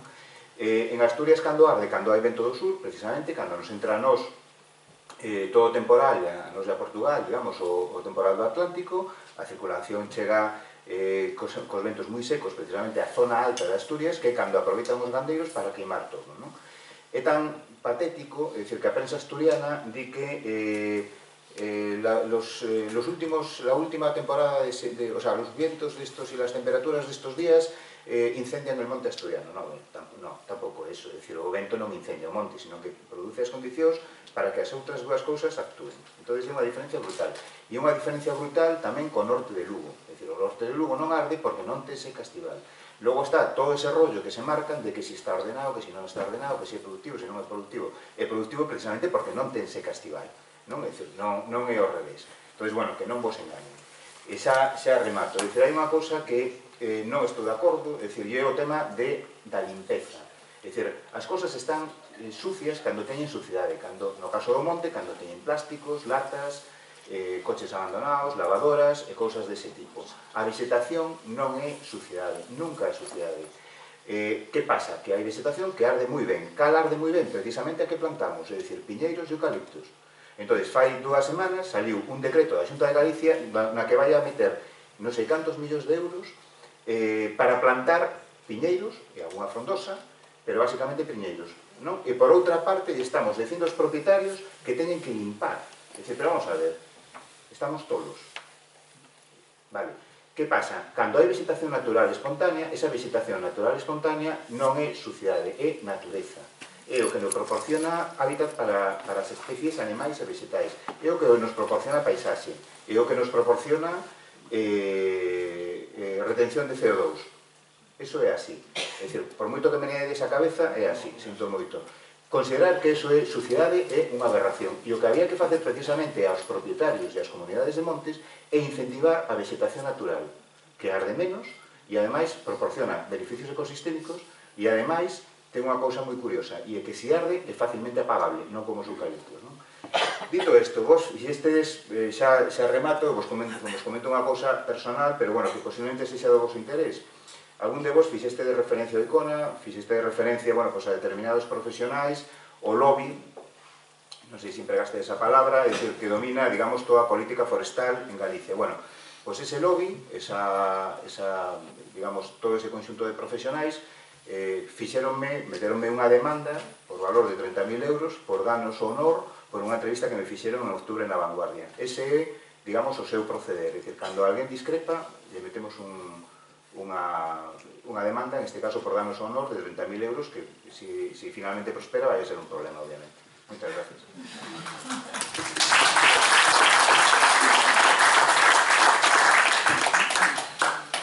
Sí, a verdade é que este tipo de demandas por darnos o honor e que agora xa non se poda expresar públicamente unha opinión nin dicir absolutamente nada nos fai retroceder ata os tempos do nodo outra vez, non?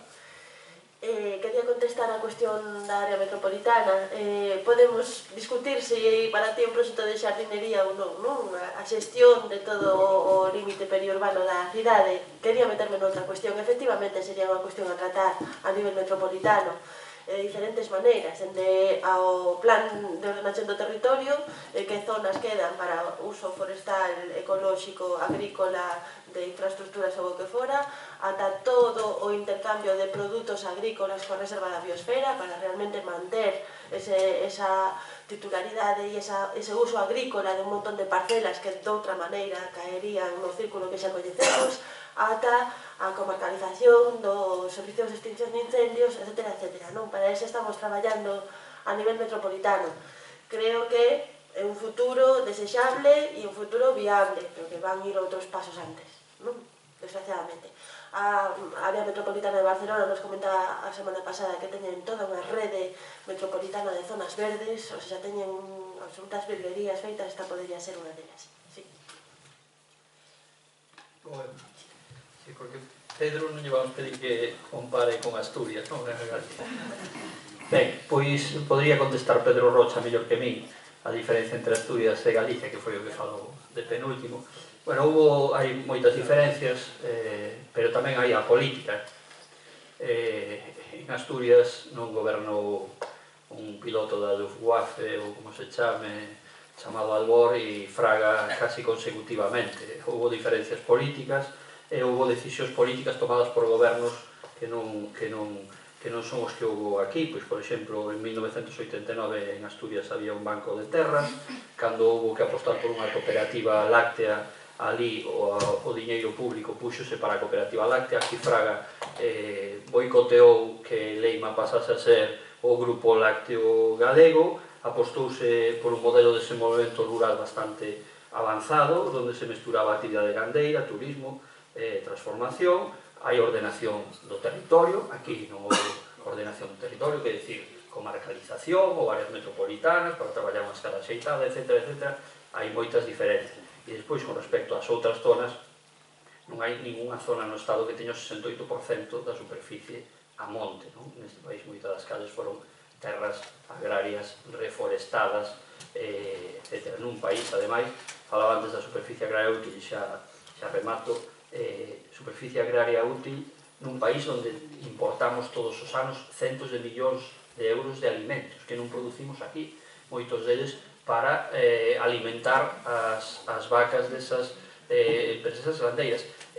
Hai un estudio de un profesor da Politécnica de Lugo que o cifraba no 2013 en 900 millóns de euros de alimentos importados, lugar que non producimos aquí. Eso como país é un auténtico drama. Por lo tanto, sigo insistindo, por de formación profesional, que hai que priorizar os usos agrarios do territorio.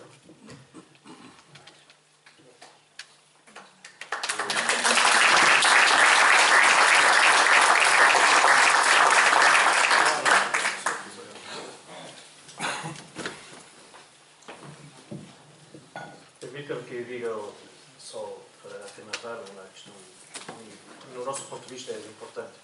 É que durante o período de governo anterior, um governo de direita, toda a política florestal foi no sentido de não permitir o ordenamento florestal, o ordenamento do território, e de incrementar, de incentivar a plantação das espécies de crescimento rápido. Só para dar dois exemplos, os planos regionais de ordenamento da floresta, que eram instrumentos de ordenamento da floresta, foram suspensos precisamente durante o governo anterior. E durante o governo anterior foi liberalizada a plantação do eucalipto. Portanto, não era praticamente necessário pedir autorização para plantar eucalipto onde quer que fosse. Isto levou a um incremento enorme do eucalipto e não haver ordenamento da floresta. Só foi possível começar a inverter esta situação, e aí de forma ainda muito tenue, porque de facto há uma nova maioria parlamentar, há uma nova solução do governo desde 2015. E aí a esquerda teve um papel fundamental, que foi precisamente de pressionar o governo, que é um governo do Partido Socialista, a que se fossem introduzindo algumas alterações e houvesse uma resposta institucional no sentido do ordenamento e da gestão da floresta e do controle do combate à liberalização da plantação de espécies de crescimento rápido. Ou seja, aqui a variável política, a mudança política que houve em Portugal, foi essencial para que se mudasse alguma coisa também a este nível na floresta. Mas devo dizer-vos, com toda a clareza, que essas mudanças são ainda muito tenues. Há uma hesitação muito grande no governo entre optar por políticas públicas, no sentido que foram aqui colocadas, de ordenamento da floresta e de gestão da floresta, ou de continuar a favorecer os principais atores da floresta nos últimos anos, que foram as indústrias da pasta de papel. E essa hesitação, é nessa hesitação que a esquerda intervém, no sentido de garantir, de procurar que haja, de facto, políticas públicas para a floresta que protejam os pequenos proprietários, e protegê-los significa não os colocar nas mãos da indústria do papel. Essa é que é a questão fundamental. E para isso é necessário agregá-los, ajudar, financiar essa agregação, no sentido que haja escala na gestão da floresta. É impossível que uma pequena parcela de 1 hectare ou 2 hectares dê rentabilidade suficiente a um produtor florestal. Essa rentabilidade terá que ser encontrada com a agregação da gestão. E é essa agregação que vai permitir um ordenamento no sentido de plantação de espécies autóctones, distribuindo o rendimento da floresta de forma por todos os produtores florestais, de acordo com a dimensão da propriedade de cada um. Ou seja, há aqui uma espécie de perequação, não sei se é utilizado esse termo, perequação, uma distribuição equilibrada e equitativa do rendimento que uma área grande de floresta permite, de facto, dar, e essa distribuição é dada aos produtores, independentemente de terem lá plantadas carvalhos, ou eucaliptos, ou pinheiros, ou azinheiras, ou sobreiros. Não, o rendimento geral daquela entidade de gestão agregada deve ser distribuída não em função do que lá está plantado, mas sim em função da dimensão da propriedade de cada um. Tem que ser esta lógica que permite, de facto, mudar a floresta, proteger os pequenos proprietários e, de facto, combater, dar mais resiliência e mais resistência à floresta, da floresta aos incêndios. Eu queria terminar agradecendo muito este debate, todas as questões que foram colocadas e muito obrigado mais uma vez por nos terem convidado a estar aqui.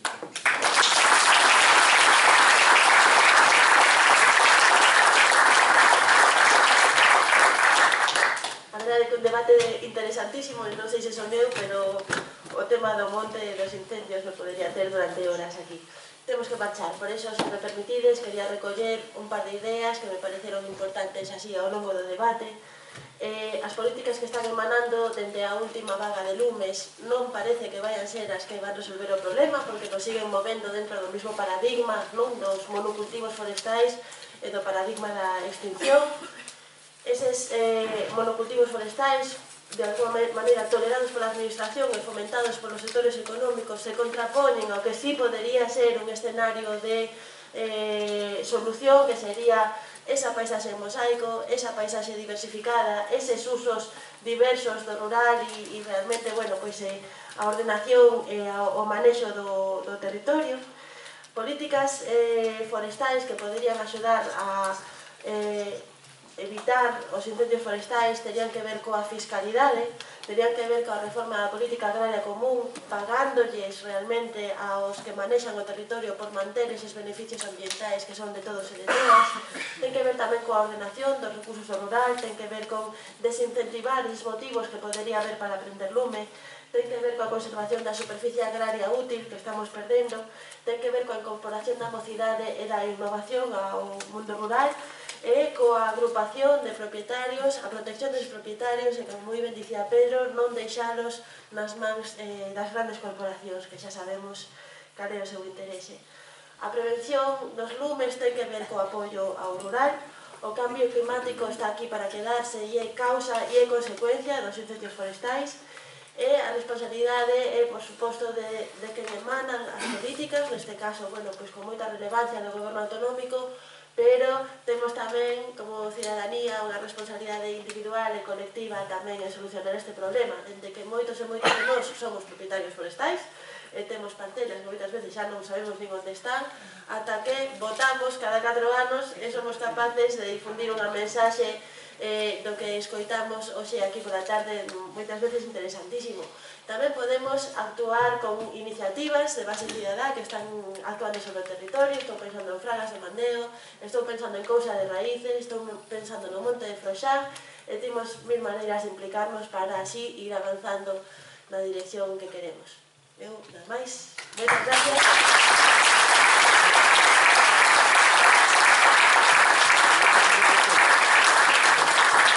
Por favor, lembrar de deixar a incisa ao final, que non foi